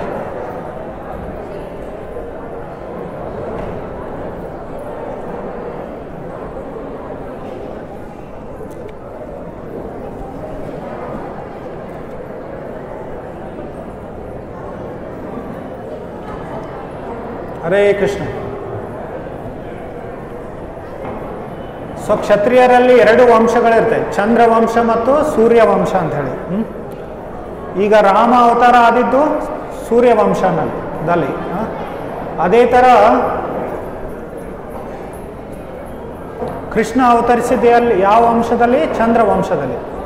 ಈ ಚಂದ್ರವಂಶದಲ್ಲಿ ಹಿಂದೆ ಪುರಾತನ ಕಾಲದಲ್ಲಿ ಏನು ಯದು ಅಂಥೇಳಿ ಒಬ್ಬ ರಾಜನಾಗಿದ್ದ. ಅವನು ಭಗವಂತನ ತುಂಬ ಶುದ್ಧ ಭಕ್ತನಾಗಿದ್ದ. ಅದಕ್ಕೋಸ್ಕರ ಭಗವಂತ ಅವನ ವಂಶದಲ್ಲಿ ಹುಟ್ಟಿ ಬರ್ತಾನೆ. ಅದಕ್ಕೋಸ್ಕರ ಇಲ್ಲಿ ಕುಂತಿದೇವಿ ಏನು ಹೇಳ್ತಾ ಇದ್ದಾಳೆ, ನೀನು ಯದುರಾಜನ ಪ್ರಸನ್ನತೆಗಾಗಿ ಯದುವಂಶದಲ್ಲಿ ಹುಟ್ಟಿದ್ದೀಯ. ಆದರೆ ಕೃಷ್ಣ ಬರೀ ಆ ಯದುವಂಶದಲ್ಲಿ ಹುಟ್ಟಿದ್ದಾನೆ ಅಂಥೇಳಿ ಅವನಿಗೆ ಬೇರೆ ಬೇರೆ ಹೆಸರುಗಳಿದೆ. ಯದುವೀರ, ಯದುವಂಶಿ ಅಂಥೇಳಿ ಬೇರೆ ಬೇರೆ ಹೆಸರುಗಳಿದೆ. ಆದರೆ ಅವನು ಈ ಭೌತಿಕ ಜಗತ್ತಿನ ಯಾವುದೇ ವಂಶ ಪರಿವಾರಕ್ಕೆ ಅವನು ಸಂಬಂಧಪಟ್ಟವನಲ್ಲ. ಯಾಕಂದರೆ ಅವನು ಭಗವಂತ, ಅವನು ದೇವೋತ್ತಮ ಪರಮ ಪುರುಷ, ಅವನೇ ಆದಿಪುರುಷ ಅವನು. ಅದಕ್ಕೋಸ್ಕರ ಇಲ್ಲಿ ಕುಂತಿದೇವಿ ಏನು ಹೇಳ್ತಾ ಇದ್ದಾಳೆ, ಮಲಯ ಸೇವ ಚಂದನಂ ಅಂಥೇಳಿ. ಈ ಗಂಧ ಏನಿದೆ ಅಲ್ಲ, ಗಂಧಕ್ಕೆ, ಗಂಧದ ಕಟ್ಟಿಗೆ ಅಂಥೇಳಿ, ಗಂಧದ ಮರ ಇದಿರುತ್ತಲ್ಲ, ಒಂದು ಕಾಲದಲ್ಲಿ ಏನಾಯಿತು, ಗಂಧಕ್ಕೆ ಏನು ಹೆಸರು ಬಂತಂದರೆ ಮಲಯ ಚಂದನ ಅಂತ ಹೇಳ್ತಾ ಇದ್ರು. ಚಂದನ ಅಂದರೆ ಮಲಯ ಚಂದನ ಅಂತ, ಗಂಧ ಅಂದರೆ ಮಲಯದ ಗಂಧ ಅಂಥೇಳಿ. ಯಾಕೆ ಆ ಥರ ಬಂತ ಹೆಸರು ಗಂಧಕ್ಕೆ? ಯಾಕಂದರೆ ಅದು ಮಲಯ ಪರ್ವತಗಳಲ್ಲಿ ಏನಿತ್ತು, ಬೆಳೀತಾ ಇತ್ತು. ಅದೇ ವಿಶೇಷವಾಗಿ ಆ ಮಲಯ ಪರ್ವತಗಳಲ್ಲಿ ಬೆಳೆದ ಆ ಗಂಧ ಏನಿರುತ್ತೆ, ಗಂಧದ ಮರ ಏನಿರ್ತಿತ್ತಲ್ಲ, ಅದು ಗಂಧ ಅದು ತುಂಬ ಅದ್ಭುತವಾಗಿರ್ತಿತ್ತು. ಅದಕ್ಕೋಸ್ಕರ ಆ ಗಂಧಕ್ಕೆ ಹೆಸರೇ ಮಲಯ ಚಂದನ ಅಂಥೇಳಿ ಬಂದ್ಬಿಡ್ತು. ಯಾವಾಗಲೂ ಗಂಧದ ಹೆಸರನ್ನು, ಗಂಧ ಅಂಥೇಳಿ ಆ ಶಬ್ದವನ್ನು ಉಪಯೋಗ ಮಾಡುವ ಯಾವಾಗಲೂ ಮಲಯ ಶಬ್ದವನ್ನು ಜೋಡಿಸ್ತಾ ಇದ್ದರು ಒಂದು ಕಾಲದಲ್ಲಿ. ಅದೇ ಥರ ಕೃಷ್ಣ ಯದುವಂಶದಲ್ಲಿ ಹುಟ್ಟಿದ್ದಕ್ಕೋಸ್ಕರ ಅವನಿಗೇನು ಯದುವೀರ, ಯದುವಂಶಿ ಅಂಥೇಳಿ ಹೆಸರು ಬಂತು. ಆದರೆ ಅವನು ಈ ಭೌತಿಕ ಜಗತ್ತಿನಲ್ಲಿ ಯಾವುದೇ ವಂಶ ಪರಿವಾರಕ್ಕೆ ಅವನು ಏನಿಲ್ಲ ಸಂಬಂಧಪಟ್ಟವನಲ್ಲ. ಅವನು ಆದಿ ಪುರುಷ, ಅವನಿಂದ ಎಲ್ಲ ವಂಶಗಳು ಬರುತ್ತೆ. ಸೊ ಅದನ್ನು ನಾವು ತಿಳ್ಕೊಬೇಕು. ಇಲ್ಲಿ ಅದನ್ನೇ ಇಲ್ಲಿ ಕುಂತಿದೇವಿ ಹೇಳ್ತಾ ಇದ್ದಾಳೆ. ಹೇಗೆ ಮಲಯ ಚಂದನ, ಚಂದನಕ್ಕೆ ಮಲಯ ಚಂದನ ಅಂಥೇಳಿ ಬಂತು ಹೆಸರು, ಅದೇ ಥರ ನಿನಗೆ ನೀನು ಯದುವಂಶದಲ್ಲಿ ಹುಟ್ಟಿ ಬಂದೆ, ಅದಕ್ಕೋಸ್ಕರ ನಿನಗೆ ಯದುವೀರ, ಯದುವಂಶಿ ಅಂಥೇಳಿ ಹೆಸರು ಬಂತು. ಎನಿವೆ, ಎರಡನೇ ಕಾರಣ ಅವಳೇನು ಕೊಡ್ತಾಳೆ, ಯದುರಾಜನಿಗೆ ನೀನು ಅವನಿಗೆ ಪ್ರಸನ್ನಗೊಳಿಸಲು ನೀನು ಏನಾಗಿ ಬಂದೆ, ಆ ಯದುವಂಶದಲ್ಲಿ ಹುಟ್ಟಿ ಬಂದೆ ಅಂಥೇಳಿ ಹೇಳ್ಕೊಡ್ತಾಳೆ. ಆಮೇಲೆ ಮೂರನೇ ಕಾರಣ ಏನು ಹೇಳ್ತಾ ಇದ್ದಾಳೆ ಅಂದರೆ, ಅಪರೇ ವಾಸುದೇವಸ್ಯ ದೇವಕ್ಯಾಂ ಯಾಚಿತೋಭ್ಯಗಾತ್. ವಾಸುದೇವ ಮತ್ತು ದೇವಕಿ ಏನು ಮಾಡಿದರು, ನೀನು ಅವರ ಮಗುವಾಗಿ ಹುಟ್ಟಿ ಬಾ, ಮಗುವಾಗು ಅಂತೇಳಿ, ನನ್ನ ಮಗುವಾಗಿ ಹುಟ್ಟಿ ಬಾ ಅಂಥೇಳಿ ಪ್ರಾರ್ಥನೆ ಮಾಡಿದರು ಅಂಥೇಳಿ ಅವರ ಪ್ರಾರ್ಥನೆ ಉತ್ತರವಾಗಿ ನೀನೇನು ಏನಾಗಿ ಬಂದೆ, ಅವರ ಮಗುವಾಗಿ ಬಂದೆ ಅಂಥೇಳಿ ದೇವಕಿ ನಂದನ ವಾಸುದೇವ ಅಥವಾ ವಸುದೇವ ನಂದನ ಅಂಥೇಳಿ, ವಸುದೇವ ಪುತ್ರ ಅಂಥೇಳಿ, ವಸುದೇವ ಸುತ ಆಗಿ ನೀನು ಬಂದೆ ಅಂಥೇಳಿ ಇಲ್ಲಿ ಹೇಳ್ತಾ ಇದ್ದಾರೆ. ಸೊ ದೇವಕಿ ಮತ್ತು ವಸುದೇವ ಯಾವಾಗ ಅವರು ಪ್ರಾರ್ಥನೆ ಮಾಡಿದ್ರು, ಇದ್ರ ಬಗ್ಗೆ ತುಂಬ ಇತಿಹಾಸ ಇದೆ. ಸ್ವಯಂ ಕೃಷ್ಣನೇ ಅದು ದಶಮ ಸ್ಕಂದದಲ್ಲಿ ಸುಖಮುನಿಗಳು ಹೇಳ್ತಾರೆ. ಕೃಷ್ಣನ ಅವತಾರ ಆದಾಗ ವಸುದೇವ ಮತ್ತು ದೇವಕಿ ಎಲ್ಲಿದ್ದರವರು, ಕಂಸನ ಕಾರಾಗೃಹದಲ್ಲಿದ್ದರು. ಆ ಕಾರಾಗೃಹದಲ್ಲಿ ಕೃಷ್ಣನ ಅವತಾರವಾದಾಗ ಕೃಷ್ಣ ಅವರಿಗೆ ಈ ಇತಿಹಾಸವನ್ನು ಹೇಳ್ತಾನೆ, ನಾನು ಯಾಕೆ ನಿಮ್ಮ ಮಗನಾಗಿ ಇಲ್ಲಿ ಅವತರಿಸಿದ್ದೇನೆ ಅಂಥೇಳಿ ಆ ಇತಿಹಾಸವನ್ನು ಹೇಳ್ತಾನೆ. ಯಾವುದಾದ್ರೂ ಹೊಸ ಮಗ ಹುಟ್ಟಿದಾಗ ಅವನ ಪೂರ್ವ ಜನ್ಮದ ಬಗ್ಗೆ ಹೇಳ್ತಾ ಅದು ಮಗು ಏನು ಮಾಡುತ್ತೆ, ಯಾವಾಗಲೂ ಅಳ್ತಾ ಇರುತ್ತೆ. ಹೌದಲ್ಲ?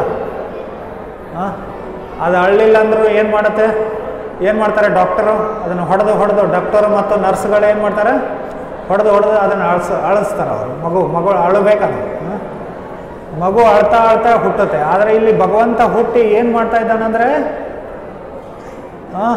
ದೇವಕಿ ಮತ್ತು ವಸುದೇವನ ಪೂರ್ವ ಇತಿಹಾಸವನ್ನು ಹೇಳ್ತಾ ಇದ್ದಾನೆ. ಪೂರ್ವ ಇತಿಹಾಸದಲ್ಲಿ, ಸ್ವಯಂಭುವ ಮನ್ವಂತರದಲ್ಲಿ, ಸೃಷ್ಟಿಯ ಆರಂಭದಲ್ಲಿ ಏನು, ಬ್ರಹ್ಮನ ಒಂದು ದಿನದಲ್ಲಿ 14 ಮನುಗಳು ಬಂದು ಹೋಗ್ತಾರೆ. ಆ ಮನುಗಳ ಅವಧಿಯನ್ನು ನಾವೇನು ಹೇಳ್ತೀವಿ, ಮನ್ವಂತರ ಅಂತ ಹೇಳ್ತೀವಿ. ಬ್ರಹ್ಮನ ಒಂದು ಅವಧಿಯನ್ನು ಭಗವದ್ಗೀತೆಯಲ್ಲಿ ಹೇಳ್ಕೊಟ್ಟಿದೆ. ಬ್ರಹ್ಮನ ಅವಧಿ ಅಂದ್ರೇನು, ಇಲ್ಲಿ ಬ್ರಹ್ಮಾಂಡದಲ್ಲಿ ಸರ್ವೋಚ್ಚ ಲೋಕ ಯಾವುದು, ಬ್ರಹ್ಮಲೋಕ. ಆ ಬ್ರಹ್ಮಲೋಕದಲ್ಲಿ ಬ್ರಹ್ಮ ಇಲ್ಲಿಯ 1000 ಯುಗ ಆದಾಗ, ಇಲ್ಲಿ 1000 ಯುಗ ಅಂದ್ರೆ ಏನು, 43,20,000 ವರ್ಷ ಆದಾಗ ಒಂದು ಯುಗದ ಒಂದು ಚಕ್ರ ಆಗುತ್ತೆ. ಕಲಿಯುಗ, ದ್ವಾಪರ ಯುಗ, ತ್ರೇತಾಯುಗ ಮತ್ತು ಸತ್ಯಯುಗ ಅನ್ನುವ 4 ಯುಗಗಳ ಒಂದು ಚಕ್ರ ಎಷ್ಟದು? 43,20,000 ವರ್ಷ. ಇದೆಲ್ಲ ಜ್ಯೋತಿಷ್ಶಾಸ್ತ್ರಗಳಲ್ಲಿ ಮತ್ತು ಪುರಾಣಗಳಲ್ಲಿ ಏನು ವರ್ಣನೆ ಆಗಿದೆ. ಇದು ತುಂಬ ಸೈಂಟಿಫಿಕ್. ಇದು ನಾವು ಸೈಂಟಿಫಿಕ್ ಅಂತೀವಿ ಎಲ್ಲದಕ್ಕೂ. ಅಂದರೆ ನಾವು ಇದು ತುಂಬ ತರ್ಕಬದ್ಧ, ತುಂಬ ಲಾಜಿಕಲ್, ಇದು ತರ್ಕಬದ್ಧವಾಗಿದೆ. ಇದು ನಮ್ಮ ಜ್ಯೋತಿಷ್ಶಾಸ್ತ್ರಗಳು ತುಂಬ ತರ್ಕಬದ್ಧವಾಗಿವೆ. ನಾನು ಸೈಂಟಿಫಿಕ್ ಶಬ್ದವನ್ನು ಉಪಯೋಗ ಮಾಡಲಿಕ್ಕೆ ನನಗೆ ಇಚ್ಛೆ ಇಲ್ಲ. ಯಾಕಂದರೆ ಸೈನ್ಸ್ನಲ್ಲಿನೂ ದೋಷಗಳಿರುತ್ತೆ. ಅವ್ರು ಯಾವಾಗಲೂ we only believe in facts ಅಂತೇಳಿ ಹೇಳ್ತಿರ್ತಾರೆ. ಅವರು ನಾವು ಸತ್ಯವಾದದ್ದನ್ನೇ ನಾವು ಒಪ್ಕೋತೀವಿ ಅಂತ ಹೇಳ್ತಾರೆ. ಆದರೆ ಎಲ್ಲ ವಿಜ್ಞಾನಗಳಲ್ಲಿನೂ ಎಷ್ಟೋ ದೋಷಗಳಿರ್ತವೆ. ಎಲ್ಲ ವಿಜ್ಞಾನಿಗಳು ಬಂದು ಹೊಸ ಹೊಸ ಥಿಯರಿಗಳನ್ನು ಹೇಳ್ತಾ ಇರ್ತಾರೆ. ಥಿಯರಿಗಳು ಬದಲಾವಣೆ ಆಗ್ತಾ ಇರುತ್ತೆ. ಎನಿವೆ, ಸೊ 43,20,000 ವರ್ಷ ಆದಾಗ ಈ 4 ಯುಗಗಳ ಚಕ್ರ ಪೂರ್ಣವಾಗುತ್ತೆ. ಅಂಥ 1000 ಯುಗ ಚಕ್ರಗಳು ಮುಗಿದಾಗ ಏನಾಗುತ್ತೆ? ಆದಾಗ ಬ್ರಹ್ಮಣ ಒಂದು ದಿನ ಆಗುತ್ತೆ. ಅದು ಬ್ರಹ್ಮಣ 12 ತಾಸು. ಅದನ್ನು 2 ಬಾರಿ ಗುಣಾಕಾರ ಮಾಡಿದಾಗ ಏನು 24 ತಾಸು ಆಗುತ್ತೆ. ಒಂದು ಪೂರ್ಣ ದಿನ ಆಗುತ್ತೆ. ಒಂದು ದಿನ ಮತ್ತು ರಾತ್ರಿ ಆಗುತ್ತೆ ಬ್ರಹ್ಮಣ. ಅದಕ್ಕೆ ನಾವು time is relativity of time ಏನಿದೆ ಅದಲ್ಲ, ಇದು ಕಾಲದ ಸಾಪೇಕ್ಷತ ಸಿದ್ಧಾಂತ ಏನಿದೆ ಅಲ್ಲ, ಅದನ್ನು ನಮ್ಮ ವೇದಶಾಸ್ತ್ರಗಳಲ್ಲಿ ನಾವು ತಿಳ್ಕೊಬೋದು. ನಾವು ಮೇಲೆ ಹೋಗ್ತಾ ಮೇಲಿನ ಲೋಕಗಳಿಗೆ ಹೋಗ್ತಾ ಎಲ್ಲ ಅವಧಿಗಳು ಭಿನ್ನವಾಗುತ್ತೆ. ಇಲ್ಲಿ ಉತ್ತರಾಯಣ ಮತ್ತು ದಕ್ಷಿಣಾಯನ ಆದಾಗ ಸ್ವರ್ಗದೋಳಕದಲ್ಲಿ ಒಂದು ದಿನ ಆಗುತ್ತೆ. ಅದು ಇಲ್ಲಿ ಉತ್ತರಾಯಣ ಆದಾಗ ಅಲ್ಲಿ ದಿನ ಆಗುತ್ತೆ. ಇಲ್ಲಿ ದಕ್ಷಿಣಾಯನ ಆದಾಗ ಅಲ್ಲೇನಾಗುತ್ತೆ? ರಾತ್ರಿ ಆಗುತ್ತೆ. ಎಷ್ಟು ದಿನ ಆಗುತ್ತೆ? ಎಷ್ಟು ತಿಂಗಳು? ಉತ್ತರಾಯಣ ಮತ್ತು ದಕ್ಷಿಣಾಯನ ಎಷ್ಟು ತಿಂಗಳು? 6 ತಿಂಗಳು. ಸ್ವರ್ಗ ಲೋಕದಲ್ಲಿ 6 ತಿಂಗಳು ಏನು? ಇಲ್ಲಿ 6 ತಿಂಗಳು ಏನು? ಸ್ವರ್ಗ ಲೋಕದಲ್ಲಿ ಒಂದು ದಿನ ಅದು. ಮತ್ತು ಇನ್ನುಳಿದ 6 ತಿಂಗಳು ಏನಿರುತ್ತಲ್ಲ ಒಂದು ವರ್ಷದಲ್ಲಿ, ಅಲ್ಲಿ ರಾತ್ರಿ ಆಗುತ್ತೆ. ಸೊ ಹೀಗೆ ಕಾಲ ಏನಿದೆ ಇದು ರಿಲೇಟಿವಿಟಿ ಆಫ್ ಟೈಮ್ ಅಂಥೇಳಿ ನಮ್ಮ ಆಲ್ಬರ್ಟ್ ಐನ್ಸ್ಟೀನ್ ಈಗ 20ನೇ ಶತಮಾನದ ಆರಂಭದಲ್ಲಿ ಇದನ್ನು ಹೇಳಿಕೊಟ್ಟ ಪಾಶ್ಚಾತ್ಯ ದೇಶದಲ್ಲಿ. ಆದರೆ ನಮಗೇನು ಇದು ಎಲ್ಲ ವೇದಶಾಸ್ತ್ರಗಳಲ್ಲಿ ನಮಗೆ ಗೊತ್ತಿದೆ. ಜನರು ಇಲ್ಲಿ ಏನು ಮೆಕಾಲೆಯನ್ ಈ ಎಜುಕೇಷನ್ ಬಂದ ನಂತರ ಸಂಸ್ಕೃತ ವಿದ್ಯಾಭ್ಯಾಸ ಏನಾಯಿತು? ಕಡಿಮೆ ಆಯಿತು. ಸಂಸ್ಕೃತ ವಿದ್ಯಾಭ್ಯಾಸ ಕಡಿಮೆ ಆದ ನಂತರ ಇವೆಲ್ಲ ಈ ಜ್ಞಾನ ಏನಾಯಿತು? ನಮಗೆ ಲುಪ್ತ ಆಗಿಬಿಡ್ತು. ಆಮೇಲೆ ಪಾಶ್ಚಾತ್ಯರು, ಯುರೋಪಿಯನ್ನರು ಏನು ಹೇಳಿಕೊಟ್ರು ಅದೇ ಎಲ್ಲ ಸತ್ಯ ಅಂಥೇಳಿ ನಾವು ಅಂದ್ಕೊಳ್ಳಿಕ್ಕೆ ಆರಂಭ ಮಾಡಿದ್ದೀವಿ. ಆದರೆ ಇವೆಲ್ಲ ಜ್ಞಾನ ಇದರಲ್ಲಿ ನಮ್ಮ ವೇದಶಾಸ್ತ್ರಗಳಲ್ಲಿದೆ. ಹೀಗೆ ಸ್ವಯಂಭುವ ಮನ್ವಂತರ ಬ್ರಹ್ಮಣ ಆರಂಭದಲ್ಲಿ ಈ ಬ್ರಹ್ಮಣ ಒಂದು ದಿನದಲ್ಲಿ 14 ಮನುಗಳು ಬಂದು ಹೋಗ್ತಾರೆ. ಮೊದಲನೇ ಮನು ಯಾರು? ಸ್ವಯಂಭುವ ಮನು. ಸ್ವಯಂಭುವ ಮನ್ವಂತರದಲ್ಲಿ ಏನು? ಈ ದೇವಕಿ ಮತ್ತು ವಸುದೇವರು ಯಾರಾಗಿದ್ದರು? ಸೂತಪ ಮತ್ತು ಪ್ರಶ್ನಿ ಆಗಿರ್ತಾರೆ. ಪ್ರಶ್ನಿ ದೇವಕಿ ಯಾರಾಗಿರ್ತಾರೆ? ಪ್ರಶ್ನಿ ದೇವಿ ಆಗಿರ್ತಾಳೆ. ಮತ್ತು ವಸುದೇವ ಯಾರಾಗಿರ್ತಾನೆ? ಸೂತಪ ಆಗಿರ್ತಾನೆ. ಆವಾಗ ಬ್ರಹ್ಮಾಂಡದ ಆರಂಭದಲ್ಲಿ ಬ್ರಹ್ಮಣ ಈ ದಿನದ ಆರಂಭದಲ್ಲಿ ಪ್ರತಿಯೊಂದು ದಿನದಲ್ಲಿ ಏನಾಗುತ್ತೆ? ಸೃಷ್ಟಿ ಆಗುತ್ತೆ. ಮತ್ತು ದಿನದ ಕೊನೆಯಲ್ಲಿ ಏನಾಗುತ್ತೆ? ವಿನಾಶ ಆಗುತ್ತೆ. ಆವಾಗ ಬ್ರಹ್ಮ ಇವ್ರಿಗೇನು ಹೇಳಿದ? ಇವರಿಗೆ ಪ್ರಜೋತ್ಪತ್ತಿಯನ್ನು ಮಾಡಿ ಅಂತ ಹೇಳಿದ. ಜನೋತ್ಪತ್ತಿಯನ್ನು ಮಾಡಿ. ಬ್ರಹ್ಮಾಂಡದಲ್ಲಿ ಜನಸಂಖ್ಯೆ ಇರಲ್ಲ, ಅದಕ್ಕೋಸ್ಕರ ನೀವು ಜನೋತ್ಪತ್ತಿಯನ್ನು ಮಾಡಿ ಅಂಥೇಳಿ ಅವರಿಗೆ ಒಂದು ಆಜ್ಞೆಯನ್ನು ಮಾಡ್ತಾನೆ ಬ್ರಹ್ಮದೇವರು. ಆವಾಗ ಅವ್ರು ಏನು ಮಾಡ್ತಾರೆ? ಜನ್ಮ ಕೊಡ್ಬೇಕಂಥೇಳಿ ಅವ್ರೇನು ಮಾಡ್ತಾರೆ? ಸಾವಿರಾರು ವರ್ಷಗಳ ಕಾಲ, ಸಾವಿರಾರು ಅಂದರೆ ಏನು? 12,000 ದಿವ್ಯ ಯುಗ, 12 ಸಾವಿರ ದಿವ್ಯ ಸಾರಿ ನನಗೆ 12,000 ದಿವ್ಯ ವರ್ಷಗಳ ಕಾಲ ಏನು ಮಾಡ್ತಾರೆ ಅವರು? ತಪಸ್ಯಾಚರಣೆಯನ್ನು ಮಾಡ್ತಾರೆ. ಇಬ್ಬರು ಗಂಡ ಮತ್ತು ಹೆಂಡತಿ. ಯಾಕೆ ಆ ಥರ ಮಾಡ್ತಾರೆ ಅವರು? ಒಳ್ಳೆಯ ಸಂತಾನ ಆಗಲಿ ಅಂಥೇಳಿ. ಸೊ ಈ ಥರ ಅವರು ತಪಸ್ಯಾಚರಣೆ ಮಾಡಿ ಆವಾಗ ಎಷ್ಟು ತುಂಬ ಘೋರವಾದ ತಪಸ್ಯಾಚರಣೆಯನ್ನು ಮಾಡ್ತಾರೆ ಅವರು. ಬರೀ ನೀರು ಮತ್ತು ಒಣ ಎಲೆಯನ್ನು ತಿಂದು ಅವರ ಆಹಾರ ಏನು? ನೀರು ಮತ್ತು ಒಣಗಿದ ಎಲೆ ಬಿದ್ದಿರುತ್ತಲ್ಲ, ಮರಗಳಿಂದ ಏನು ಕೆಳಗಡೆ ಬಿದ್ದಿರುತ್ತಲ್ಲ, ಅದನ್ನು ತಿಂದು ಏನು ಮಾಡ್ತಾರೆ ಅವರು? ತಪಸ್ಸಾಚರಣೆಯನ್ನು ಮಾಡ್ತಾರೆ. ಅಷ್ಟು ತಪಸ್ಸಾಚರಣೆ ಮಾಡಿ 12,000 ದಿವ್ಯ ವರ್ಷಗಳ ಕಾಲ. ದಿವ್ಯ ವರ್ಷಗಳ ಕಾಲ ಅಂದರೆ ಏನು? ನಾನು ಹೇಳಿದ್ನಲ್ಲ, ಒಂದು ದಿನ ಸ್ವರ್ಗಲೋಕದಲ್ಲಿ ಒಂದು ದಿನ ಏನು? ಒಂದು ದಿನ ನಮ್ಮ ಒಂದು ವರ್ಷ ಆದಾಗ ಅವ್ರದ್ದು 24 ಗಂಟೆ ಆಗುತ್ತೆ. ಅಂಥ 12,000 ವರ್ಷಗಳ ಕಾಲ ಅವ್ರು ಏನು ಮಾಡ್ತಾರೆ? ಅವರು ದಿವ್ಯ ತಪಸ್ಸೆಯನ್ನು ಮಾಡಿ, ತಪಸ್ಸಾಚರಣೆಯನ್ನು ಮಾಡಿದಾಗ ಭಗವಂತನೇ ಅವರಿಗೆ ಪ್ರತ್ಯಕ್ಷನಾಗ್ತಾನೆ. ಭಗವಂತ ಪ್ರತ್ಯಕ್ಷನಾದಾಗ ಅವರು ಏನು ಇಚ್ಛೆಯನ್ನು ವ್ಯಕ್ತಪಡಿಸ್ತಾರೆ? ನಿನ್ನ ಥರ ಭಗವಂತ, ಹೇ ಭಗವಂತ, ಹೇ ಪ್ರಭು, ನಿನ್ನ ಥರ ನಮಗೂ ಒಂದು ಮಗು ಆಗಲಿ ಅಂಥೇಳಿ ಅವರು ಪ್ರಾರ್ಥನೆ ಮಾಡ್ತಾರೆ. ಆವಾಗ ಭಗವಂತ ಏನು ಹೇಳ್ತಾರೆ? ನನ್ನ ಥರ ಯಾರೂ ಬೇರೆ ಮಗು ಆಗಲಿಕ್ಕೆ ಸಾಧ್ಯ ಇಲ್ಲ, ನಾನೇ ನಿಮ್ಮ ಮಗುವಾಗಿ ಬರ್ತೀನಿ ಅಂತ ಹೇಳ್ತಾನೆ. ಆವಾಗ ಈ ಇತಿಹಾಸವನ್ನು ಯಾರು ಹೇಳ್ತಾ ಇದ್ದಾರೆ? ಕೃಷ್ಣನೇ ದೇವಕಿ ಮತ್ತು ವಸುದೇವನ ಮುಂದೆ ಪ್ರತ್ಯಕ್ಷನಾದಾಗ, ಕಂಸನ ಕಾರಾಗೃಹದಲ್ಲಿ ಪ್ರತ್ಯಕ್ಷನಾದಾಗ ಈ ಇತಿಹಾಸವನ್ನು ಹೇಳ್ಕೊಡ್ತಾ ಇದ್ದಾರೆ. ಕೃಷ್ಣ ಹೇಳ್ತಾ ಇದ್ದಾರೆ, ನೀವು ಹಿಂದೆ ಮನ್ವಂತರದಲ್ಲಿ, ಸ್ವಯಂಭವ ಮನ್ವಂತರದಲ್ಲಿ ಪ್ರಶ್ನಿ ಮತ್ತು ಸೂತಪವಾಗಿದ್ರಿ. ಅವಾಗ ದಿವ್ಯ ತಪಸ್ಸಾಚರಣೆ ಮಾಡಿದಾಗ ನಾನು ನಿಮಗೆ ಒಲಿದು ನಾನೇ ನಿಮ್ಮ ಮಗುವಾಗಿ ಹುಟ್ಟಿ ಬರ್ತೀನಿ ಅಂಥೇಳಿ ಹೇಳಿದ್ದೆ. ಅವಾಗ ಕೃಷ್ಣ ಪ್ರಶ್ನಿ ಗರ್ಭ ಅಂಥೇಳಿ ಒಂದು ರೂಪವನ್ನು, ಇದು ತ್ರೇತಾಯುಗದಲ್ಲಿ ಆಗುತ್ತೆ. ಸ್ವಯಂಭವ ಮನ್ವಂತರದ ತ್ರೇತಾಯುಗದಲ್ಲಿ ಆ ಪ್ರಶ್ನಿ ಗರ್ಭ ಅಂಥೇಳಿ ಒಂದು ರೂಪವನ್ನು ತಾಳಿ ಪ್ರಶ್ನಿ ಮತ್ತು ಸೂತಪರ ಮಗುವಾಗಿ ಬರ್ತಾನೆ ಕೃಷ್ಣ. ಅದಾದ ನಂತರ 2ನೇ ಅವತಾರದಲ್ಲಿ ವಾಮನ ದೇವನಾಗಿ ಅದೇ ಪ್ರಶ್ನಿ ಮತ್ತು ಸೂತಪ ಯಾರಾಗಿ ಬರ್ತಾರೆ? ಅದಿತಿ ಮತ್ತು ಕಶ್ಯಪನಾಗಿ ಬರ್ತಾರೆ. ಅದಿತಿ ಮತ್ತು ಕಶ್ಯಪನ ಮಗನಾಗಿ ವಾಮನ ದೇವನಾಗಿ ಬರ್ತಾನೆ ಕೃಷ್ಣ. ಆಮೇಲೆ 3ನೇ ಬಾರಿ ಅದೇ ಅವರು ದೇವಕಿ ಮತ್ತು ವಸುದೇವನಾಗಿ ಹುಟ್ಟಿ ಬಂದಾಗ ಈಗ ಕೃಷ್ಣನ ಮೂಲ ರೂಪ, ಮೂಲ ಅವತಾರ ಇದೆ. ಭಗವಂತನ ಮೂಲ ರೂಪ ಯಾವುದು? ಕೃಷ್ಣ. ಸಾಮಾನ್ಯವಾಗಿ ಜನರು ಏನು ವಿಷ್ಣುವಿನ ಅವತಾರ ಅಂತ ಅನ್ಕೋತಾರೆ ಕೃಷ್ಣನಿಗೆ. ಆದರೆ ಕೃಷ್ಣ ಏನು? ಭಗವಂತನ ಮೂಲ ರೂಪ. ಭಾಗವತದ ಪ್ರಕಾರ, ಭಾಗವತದ ಅನುಸಾರ ಏನು, ಭಾಗವತದಲ್ಲಿ ಏನು ಹೇಳಿದೆ? ಎಲ್ಲ ಅವತಾರಗಳನ್ನು ವರ್ಣನೆ ಮಾಡಿ ಕೊನೆಗೆ ಏನು ಹೇಳುತ್ತೆ? ಏತೆ ಚಾಂಸ ಕಲಾಪುಂಸ ಕೃಷ್ಣಸ್ತು ಭಗವಾನ್ ಸ್ವಯಂ ಇಂದ್ರಾರಿ ವ್ಯಾಕುಲಂ ಲೋಕೆ ಮೃಡಯಂತಿ ಯುಗೆ ಯುಗೆ. ಈ ಎಲ್ಲ ಅವತಾರಗಳು ಕೃಷ್ಣನ ಅಂಶ ಮತ್ತು ಕಲಾ, ಅಂಶಗಳ ಅಂಶ. ಕಲಾ ಅಂದರೆ ಏನು? ಅಂಶಗಳ ಅಂಶ. ಆದರೆ ಕೃಷ್ಣ ಏನು? ಕೃಷ್ಣಸ್ತು ಭಗವಾನ್ ಸ್ವಯಂ ಅಂತೇಳಿ, ಕೃಷ್ಣ ಭಗವಾನ್ ಸ್ವಯಂ. ಈಗ ನೀವು ದೇವಕಿ ಮತ್ತು ವಸುದೇವನಾಗಿ ಬಂದಾಗ ನಾನು ಮೂಲ ರೂಪದಲ್ಲಿ ನಿಮ್ಮ ಮುಂದೆ ನಾನು ಪ್ರತ್ಯಕ್ಷನಾಗಿದ್ದೇನೆ ಅಂಥೇಳಿ ಕೃಷ್ಣ ಈ ಇತಿಹಾಸವನ್ನು ಹೇಳ್ತಾ ಇದ್ದಾರೆ. ಅದನ್ನೇ ಇಲ್ಲಿ ಕುಂತಿದೇವಿ ಏನು ಹೇಳ್ತಾ ಇದ್ದಾಳೆ? ವಸುದೇವ ಮತ್ತು ದೇವಕಿ ಪ್ರಶ್ನಿ ಮತ್ತು ಸೂತಪವಾಗಿ ಅವರು ಪ್ರಾರ್ಥನೆ ಮಾಡಿದ್ರು ಭಗವಂತನಿಗೆ. ಪ್ರಾರ್ಥನೆ ಮಾಡಿ ನೀನು ನನ್ನ ಮಗುವಾಗಿ ಹುಟ್ಟಿ ಬಾ ಅಂಥೇಳಿ, ಮಗು ಥರ ಹುಟ್ಟಿ ಬಾ ಅಂಥೇಳಿ. ಸೊ ಅದಕ್ಕೋಸ್ಕರ ಅವರ ಪ್ರಾರ್ಥನೆಗಾಗಿ ಕೃಷ್ಣ 3 ಬಾರಿ ಏನಾಗ್ತಾನೆ? ಅವನು ಅವರ ಮಗುವಾಗಿ ಹುಟ್ಟಿ ಬರ್ತಾನೆ. ಈಗ ವಸುದೇವ ಮತ್ತು ದೇವಕಿಯ ಮಗುವಾಗಿ ಹುಟ್ಟಿ ಬಂದಿದ್ದಾನೆ.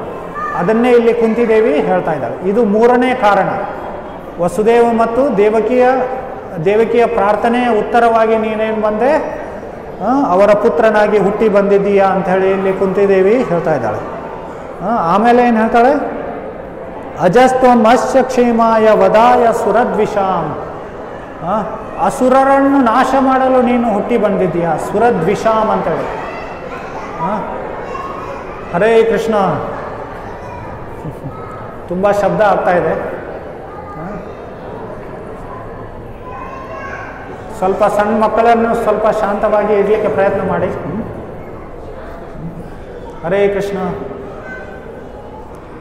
ಸೊ ಹೀಗೆ 4ನೇ ಕಾರಣವನ್ನು, ಉದ್ದೇಶವನ್ನು ಇಲ್ಲಿ ಕುಂತಿದೇವಿ ಏನು ಹೇಳ್ತಾ ಇದ್ದಾಳೆ? ವದಾಯ ಚ ಸುರದ್ವಿಷಾಂ. ಇದನ್ನೇ ಭಗವದ್ಗೀತೆಯಲ್ಲಿ ಹೇಳಿದ್ದು. ಪರಿತ್ರಾಣಾಯ ಸಾಧುನಾಂ ವಿನಾಶಾಯ ಚ ದುಷ್ಕೃತಾಂ. ವದಾಯ ಚ ಸುರದ್ವಿಷಾಂ.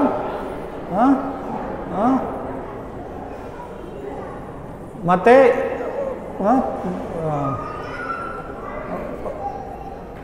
ಮತ್ತೆ ಇಲ್ಲಿ ಏನು ಹೇಳ್ತಾ ಇದ್ದಾಳೆ ಅಂದರೆ ವದಾಯ ಚ ಸುರದ್ವಿಷಾಂ. ಸುರರಂದ್ರೆ ಯಾರು? ದೇವತೆಗಳು.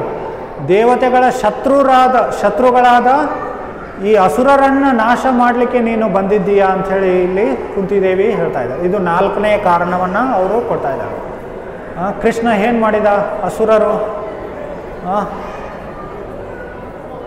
ಒಂದೊಂದು ಸಲ ನಾವು ನಮಗೇನು ತಿಳಿದು ಬರುತ್ತಂದರೆ, ಸತ್ಯಯುಗದಲ್ಲಿ ಅಸುರರು ಬೇರೆ ಬೇರೆ ಲೋಕದಲ್ಲಿ ಇರ್ತಿದ್ರು. ಸತ್ಯಯುಗದಲ್ಲಿ ಅಸುರರು ಏನು ಮಾಡ್ತಿದ್ರು? ಬೇರೆ ಬೇರೆ ಲೋಕದಲ್ಲಿ ಇರ್ತಿದ್ರು. ತ್ರೇತಾಯುಗದಲ್ಲಿ ಏನು ಮಾಡಿದರು? ಒಂದೇ ಲೋಕದಲ್ಲಿ ಬಂದರು, ಆದರೆ ಬೇರೆ ಬೇರೆ ರಾಜ್ಯಗಳಿರ್ತಿದ್ವು. ಈಗ ಅಯೋಧ್ಯ ಇದೆ, ರಾಮ ಇದ್ದಾನೆ. ಲಂಕಾದಲ್ಲಿ ಏನಿದ್ದಾನೆ? ರಾವಣ ಇದ್ದಾನೆ. ಆಮೇಲೆ ದ್ವಾಪರ ಯುಗದಲ್ಲಿ ಏನಾಯಿತು? ಒಂದೇ ಪರಿವಾರದಲ್ಲಿ ಏನಾದರೂ ಸುರ ಮತ್ತು ಅಸುರರು ಏನು ಮಾಡಿದರು? ಹುಟ್ಕೊಂಡು ಬಂದರು. ಈಗ ನೋಡ್ತೀವಿ ನಾವು, ಕೃಷ್ಣನ ಮಾವನಾಗಿ ಬಂದಿದ್ದ ಯಾರೋ ಕಂಸ, ಹೌದಲ್ಲ, ಅವನೊಬ್ಬ ಅಸುರ ಆಗಿದ್ದ. ಇವರೆಲ್ಲರೂ ಸಂಬಂಧಿಕರಾಗಿದ್ದಾರೆ. ಕಂಸ, ಜರಾಸಂಧ, ದಂತವಕ್ರ, ಶಿಶುಪಾಲ, ಇವರೆಲ್ಲರೂ ಏನು ಕೃಷ್ಣನ ಸಂಬಂಧಿಕರೇ. ಅವರ ಪರಿವಾರದ ಜನರೇ ಅವರು. ಸೊ ಹೀಗೆ ಪರಿವಾರದಲ್ಲೇ ಬಂದಿದ್ದರು. ಅವರೆಲ್ಲರೂ ದೇವತೆಗಳ ಶತ್ರುಗಳು. ಯಾಕೆ ಕೃಷ್ಣ ದೇವತೆಗಳಿಗೆ ಒಂದು ಥರ ಏನು ಪಕ್ಷಪಾತ ಮಾಡ್ತಾ ಇದ್ದಾನೆ ಅನಿಸುತ್ತಲ್ಲ? ದೇವತೆಗಳ ಪಕ್ಷಪರ ಅವನು ಏನು ಈಸ್ ಪಾರ್ಷಿಯಲ್ ಟು ಡೆಮಿಗಾಡ್ಸ್ ಅಂತೇಳಿ ಅವನು ಪಾರ್ಷಿಯಾಲಿಟಿ ಮಾಡ್ತಾ ಇದ್ದಾನೆ ಅಂತೇಳಿ ಅನಿಸ್ತಾರೆ. ಯಾಕಂದರೆ ದೇವತೆಗಳು ಏನು ಮಾಡ್ತಾ ಇದ್ದಾರೆ? ಈ ಜಗತ್ತಿನಲ್ಲಿ ಕೃಷ್ಣನ ಉದ್ದೇಶವನ್ನು ಅವ್ರು ಏನು ಮಾಡ್ತಾ ಇದ್ದಾರೆ? ಪೋಷಣೆ ಮಾಡ್ತಾ ಇದ್ದಾರೆ. ಅದರ ಅರ್ಥ ಏನು? ಈ ಜಗತ್ತನ್ನು ನಡೆಸ್ಕೊಂಡು ಬರಲಿಕ್ಕೆ ಕೃಷ್ಣ ಅವರನ್ನು ಏನು ಮಾಡಿದ್ದಾನೆ? ಅಪಾಯಿಂಟ್ ಮಾಡ್ತಾನೆ ಅವನು, ಕೃಷ್ಣ. ಈ ಎಲ್ಲ ದೇವತೆಗಳು, ಇಂದ್ರ, ಚಂದ್ರ, ವರುಣ, ಅಗ್ನಿ, ವಾಯು, ಇವರೆಲ್ಲರೂ ಏನು ಈಗ ನಮ್ಮ ಸರ್ಕಾರದಲ್ಲಿ ಬೇರೆ ಬೇರೆ ಮಂತ್ರಾಲಯಗಳಿರುತ್ತಲ್ಲ, ಅದೇ ಥರ ಈ ಜಗತ್ತನ್ನು ಒಂದು ಸರ್ಕಾರ ಥರ ನಡೀತಿದೆ. ಅದನ್ನು ಅವ್ರು ನಡೆಸ್ಕೊಂಡು ಬರಲಿಕ್ಕೆ ದೇವತೆಗಳನ್ನು ಕೃಷ್ಣ ಅಪಾಯಿಂಟ್ ಮಾಡ್ತಾನೆ. ಆದರೆ ಅಸುರರು ಬಂದು ಏನು ಮಾಡ್ತಾರೆ? ಇದನ್ನೆಲ್ಲ ಈ ವ್ಯವಸ್ಥೆಯನ್ನು ಅವರು ಏನು ಮಾಡ್ತಾರೆ? ಅವರು ಅಲ್ಲೋಲ ಕಲ್ಲೋಲ ಮಾಡಿಬಿಡ್ತಾರೆ. ಅದಕ್ಕೋಸ್ಕರ ಅವರನ್ನು ಕೊಲ್ಲಲಿಕ್ಕೆ ಕೃಷ್ಣ ಬರ್ತಾನೆ. ತ್ವಮಸ್ಯ ಕ್ಷೇಮಾಯ ವದಾಯ ಚ ಶುರದ್ವಿಷಂ. ಇದು 4ನೇ ಕಾರಣ ಕುಂತಿದೇವಿ ಕೊಟ್ಟಿದ್ದು. 5ನೇ ಕಾರಣ ಏನು ಹೇಳ್ತಾಳೆ ಅವಳು? ಭೂಮಿಯ ಭಾರವನ್ನು ಕಡಿಮೆ ಮಾಡಲಿಕ್ಕೆ ನೀನು ಬಂದಿದ್ದೀಯಾ ಅಂತ ಹೇಳ್ತಾಳೆ ಅವಳು. ಭಾರಾವತಾರನಾಯಾಣ್ಣೆ ಭುವೋ ನಾವೋ ಇವೋ ದದೋ ಸೀದಂತ್ಯ ಭೂರಿ ಭಾರೇನ ಜಾತೋ ಹ್ಯಾತ್ಮ ಭುವಾರ್ತಿತಃ. ಭುವೋ ನಾವೋ ಇವೋದದೋ. ಈ ಭೂಮಿಯನ್ನು ಒಂದು ಹಡಗಿಗೆ ಅವಳು ಹೋಲಿಕೆ ಮಾಡ್ತಾ ಇದ್ದಾಳೆ ಇಲ್ಲಿ. ಹಡಗು, ಹಡಗಂದ್ರೆ ಏನು? ಇವರು ಒಂದು ಟೈಟಾನಿಕ್ ಮಾಡಿದ್ರಲ್ಲ, ಟೈಟಾನಿಕ್ ಏನಂತ ಹೇಳ್ತಾ ಇದ್ರು ಅವರು? ಇದು ಈ ಟೈಟಾನಿಕ್ ಹಡಗೇನು ಭಗವಂತ ಬಂದ್ರೂ ಇದನ್ನು ಮುಳುಗಿಸ್ಲಿಕ್ಕೆ ಸಾಧ್ಯ ಇಲ್ಲ ಅಂಥೇಳಿ ಅನ್ಕೋತಾ ಇದ್ರು ಅವರು. ಇದು ಅಂಥ ಹಡಗನ್ನು ಅವರು ಏನು ಮಾಡಿದರು?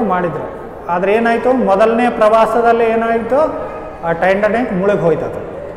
ಇಲ್ಲಿ ಕುಂತಿದೇವಿನೂ ಏನು ಹೇಳ್ತಾ ಇದ್ದಾಳೆ ಅಂದರೆ, ಈ ಭೂಮಿ ಭಾರ ಹೆಚ್ಚಿಗೆ ಆಗಿ ಆ ಭಾರದಿಂದ ಒಂದು ಮುಳುಗುವ ಹಡಗಿನ ಥರ ಆಗಿತ್ತು ಭೂಮಿಯ ಪರಿಸ್ಥಿತಿ.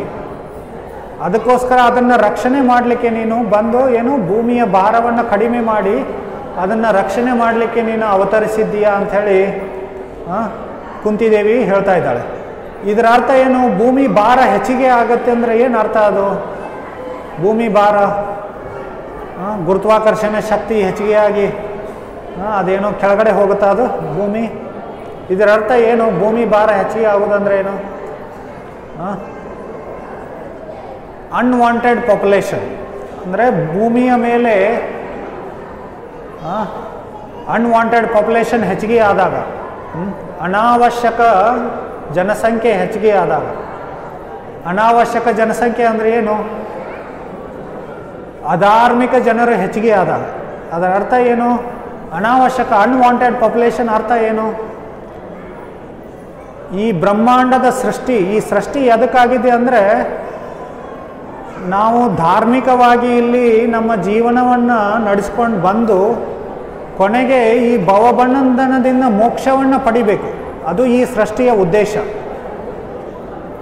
ಯಾವಾಗ ಆ ಸೃಷ್ಟಿಯ ಉದ್ದೇಶವನ್ನು ಮರ್ತು ಬಿಡ್ತಾರಲ್ಲ ಆ ಜನರು ಏನು ಅನ್ವಾಂಟೆಡ್ ಪಾಪ್ಯುಲೇಷನ್ ಅವರಿಂದ ಏನು ಈ ಸಮಾಜದಲ್ಲಿ ಪಾಪಗಳು ಹೆಚ್ಚಿಗೆ ಆಗುತ್ತೆ. ಪಾಪ ಹೆಚ್ಚಿಗೆ ಆದಾಗ ಆ ಭೂಮಿ ಏನಾಗುತ್ತೆ, ಭೂದೇವಿ ಅದನ್ನು ತಡೆದುಕೊಳ್ಳಲು ಆ ಭಾರವನ್ನು ಹೊರುವುದಕ್ಕೆ ಅವಳಿಗೆ ಕಷ್ಟವಾಗುತ್ತೆ.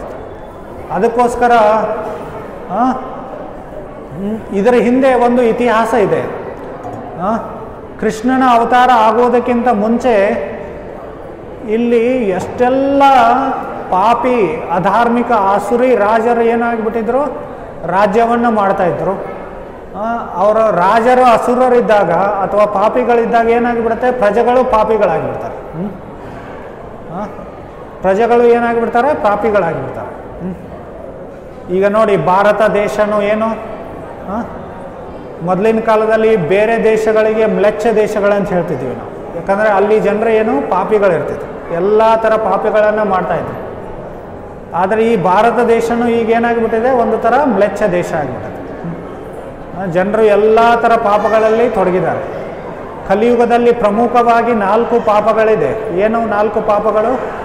ಮಾಂಸ ಭಕ್ಷಣೆ ಮಾಡುವುದು, ಮತ್ತು ವ್ಯಭಿಚಾರದಲ್ಲಿ ತೊಡಗೋದು, ಪರಸ್ತ್ರೀ ಸಂಘ ಮಾಡೋದು, ಅದು 2ನೇದು ಪಾಪ. 3ನೇದು ಜೂಜಾಟ. ಈಗ ಬೇರೆ ಬೇರೆ ಥರದ ಜೂಜಾಟಗಳೇ ಬಂದಿದೆ ಅಲ್ಲ, ಎಲ್ಲ ಟೆಲಿವಿಷನ್ದಲ್ಲಿ ಇಂಟರ್ನೆಟ್ಟಲ್ಲಿ ಎಲ್ಲ ಅಡ್ವರ್ಟೈಸ್ಮೆಂಟ್ ಮಾಡ್ತಾ ಇರ್ತಾರೆ. ಎಲ್ಲ ಸೆಲೆಬ್ರಿಟಿಗಳು ನೀವೇನು ರಮ್ಮಿ ಆಡಿ ಅಂಥೇಳಿ ಎಲ್ಲ ಏನು ಮಾಡ್ತಿರ್ತಾರೆ, ಹೇಳ್ತಾ ಇರ್ತಾರೆ. ಜೂಜಾಟ ಮತ್ತು ಎಲ್ಲ ಈ ಸ್ಪೋರ್ಟ್ಸ್, IPL ಇವೆಲ್ಲ ಏನಿದು ಕ್ರಿಕೆಟ್, ಎಲ್ಲದರಲ್ಲಿ ಜೂಜಾಟ ಇರುತ್ತೆ, ಬೆಟ್ಟಿಂಗ್. ಹೌದಲ್ಲ? ಇನ್ಫ್ಯಾಕ್ಟ್ ಎಲ್ಲ ಥರ ಈಗ ಎಲ್ಲ ಉದ್ಯೋಗಗಳಲ್ಲಿ ಜೂಜಾಟ ಬಂದ್ಬಿಟ್ಟೈತೆ. ಹೌದಲ್ಲ? ಸ್ಟಾಕ್ ಮಾರ್ಕೆಟ್, ಹೀಗೆ ಜೂಜಾಟ, ಮತ್ತು ಮಾಂಸಭಕ್ಷಣ, ವ್ಯಭಿಚಾರ ಮಾಡೋದು, ಜೂಜಾಟ ಮಾಡೋದು, ಮತ್ತು ಮಾದಕ ದ್ರವ್ಯಗಳ ಸೇವನೆ ಮಾಡೋದು. ಸಿಗರೇಟು, ತಂಬಾಕು, ಅಥವಾ ಏನು ಬೇರೆ ಬೇರೆ ಥರ ಡ್ರಗ್ಸ್ ಸೇವನೆ ಮಾಡೋದು. ಈ ಥರ ಈ ಪ್ರಮುಖ 4 ಏನು ಪಾಪಗಳಿವೆ ಕಲಿಯುಗದಲ್ಲಿ. ಕಲಿಯುಗ ಅಂದರೆ ಈ 4 ಪಾಪಗಳು. ಈ ಕಲಿ ಮಹಾರಾಜನ ಸಾಮ್ರಾಜ್ಯ ಅಂದರೆ ಈ 4 ಪಾಪಗಳಲ್ಲಿ ತೊಡಗಿರ್ತಾರೆ ಜನರು ಎಲ್ಲ. ನಾವು ನೋಡ್ತೀವಿ ಈಗಿನ ಕಾಲದಲ್ಲಿ ಜನರು ಏನು ಎಷ್ಟೊಂದು ಎಲ್ಲ ಪಶುಗಳನ್ನು ಕೊಂದು ಏನು ಮಾಡೋದು, ತಿನ್ನೋದು.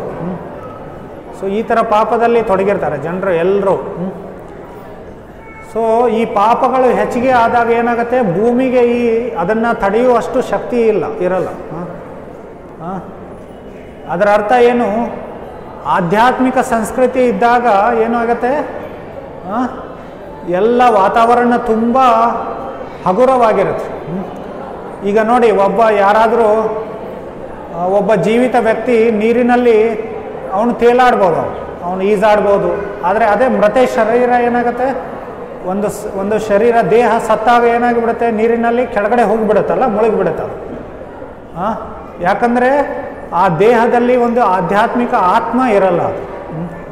ಅದೇ ಥರ ಸಮಾಜದಲ್ಲಿ ಆಧ್ಯಾತ್ಮಿಕ ಸಂಸ್ಕೃತಿ ಇರಲಿಲ್ಲ ಅಂದ್ರೆ ಏನು, ಆಧ್ಯಾತ್ಮಿಕ ಸಂಸ್ಕೃತಿ ಇರದೇ ಇರುವಾಗ ಏನಾಗಿಬಿಡುತ್ತೆ, ಆ ವಾತಾವರಣದ ಭಾರ ಹೆಚ್ಚಿಗೆ ಆಗಿಬಿಡುತ್ತೆ. ಪೃಥ್ವಿ ಭೂಮಿ ಅದನ್ನು ಆ ಭಾರವನ್ನು ಹಿಡಿದಿಟ್ಟುಕೊಳ್ಳುವಷ್ಟು ಅವಳಿಗೆ ಕಷ್ಟವಾಗುತ್ತೆ. ಕೃಷ್ಣನ ಅವತಾರ ಆಗುವುದಕ್ಕಿಂತ ಮುಂಚೆ ಇದು 10ನೇ ಸ್ಕಂದದಲ್ಲಿ ಶುಕಮುನಿಗಳು ಇದನ್ನು ವರ್ಣನೆ ಮಾಡ್ತಾರೆ. ಭೂದೇವಿ ತುಂಬ ಖಿನ್ನಳಾಗಿ, ತುಂಬ ದುಃಖಿತಳಾಗಿ ಅವಳೇನು ಮಾಡ್ತಾಳೆ, ಬ್ರಹ್ಮದೇವರ ಕಡೆ ಹೋಗ್ತಾಳೆ. ಒಂದು ಹಸುವಿನ ರೂಪವನ್ನು ತಾಳಿ ಹಸುವಿನ ರೂಪದಲ್ಲಿ ಹೋಗ್ತಾಳೆ ಅವಳು. ಯಾಕೆ ಹಸುವಿನ ರೂಪದಲ್ಲಿ ತಾಳ್ತಾಳೆ ಅವಳು? ಯಾಕಂದರೆ ವೈದಿಕ ಸಮಾಜದಲ್ಲಿ, ವೈದಿಕ ಸಂಸ್ಕೃತಿಯಲ್ಲಿ ಹಸುವಿಗೆ ತುಂಬ ಎಲ್ಲರೂ ಕನಿಕರ ತೋರಿಸ್ತಾ ಇದ್ರು. ಹಸುವಿಗೆ ಈಗ ಎಲ್ಲರೂ ನಾಯಿಗಳನ್ನು ಇಟ್ಕೋತಾರೆ. ಎಲ್ಲ ಮನೆಗಳಲ್ಲಿ ಏನು ನಾಯಿಗಳೇ ಇಟ್ಕೊಳ್ಳೋದು, ಹಸುಗಳನ್ನು ಇಟ್ಕೊಳ್ಳಲ್ಲ. ನಮ್ಮ ವೈದಿಕ ಸಮಾಜದಲ್ಲಿ ಏನು ಪ್ರತಿಯೊಬ್ಬರ ಮನೆಯಲ್ಲಿ ಹಸುಗಳಿರ್ತಿತ್ತು. ಯಾರೋ ಇರಲಿ, ಅವರು ಬ್ರಾಹ್ಮಣರಿರಲಿ, ಕ್ಷತ್ರಿಯರಿರಲಿ, ವೈಶ್ಯರಿರಲಿ, ಶೂದ್ರರಿರಲಿ, ಗುರುಕುಲಗಳಲ್ಲಿ, ದೇವಸ್ಥಾನಗಳಲ್ಲಿ ಎಲ್ಲ ಕಡೆ ಹಸುಗಳೇ ಇರ್ತಿತ್ತು. ಯಾಕೆ ಹಸುಗಳು? ಹಸುಗಳು ಏನು ಅಮೃತದಂತೂ ಅಷ್ಟು ಮಹತ್ವವಾದ ಆಹಾರವನ್ನು ಕೊಡ್ತಿದ್ವು.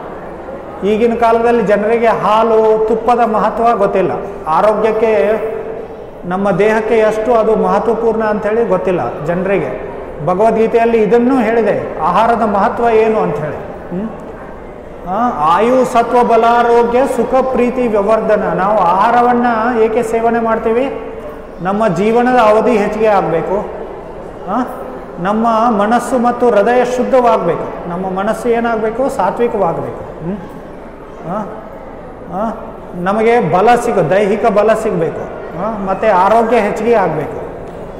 ಸುಖ ಮತ್ತು ಪ್ರೀತಿ, ಸುಖ ಮತ್ತು ಸಂತುಷ್ಟಿ ಏನಾಗಬೇಕು? ಹೆಚ್ಚಿಗೆ ಆಗಬೇಕು. ಇದು ಆಹಾರ ತಿನ್ನುವ ಉದ್ದೇಶ. ಈಗಿನ ಕಾಲದ ಜನರಿಗೆ ಆಹಾರ ಗೊತ್ತಿಲ್ಲ.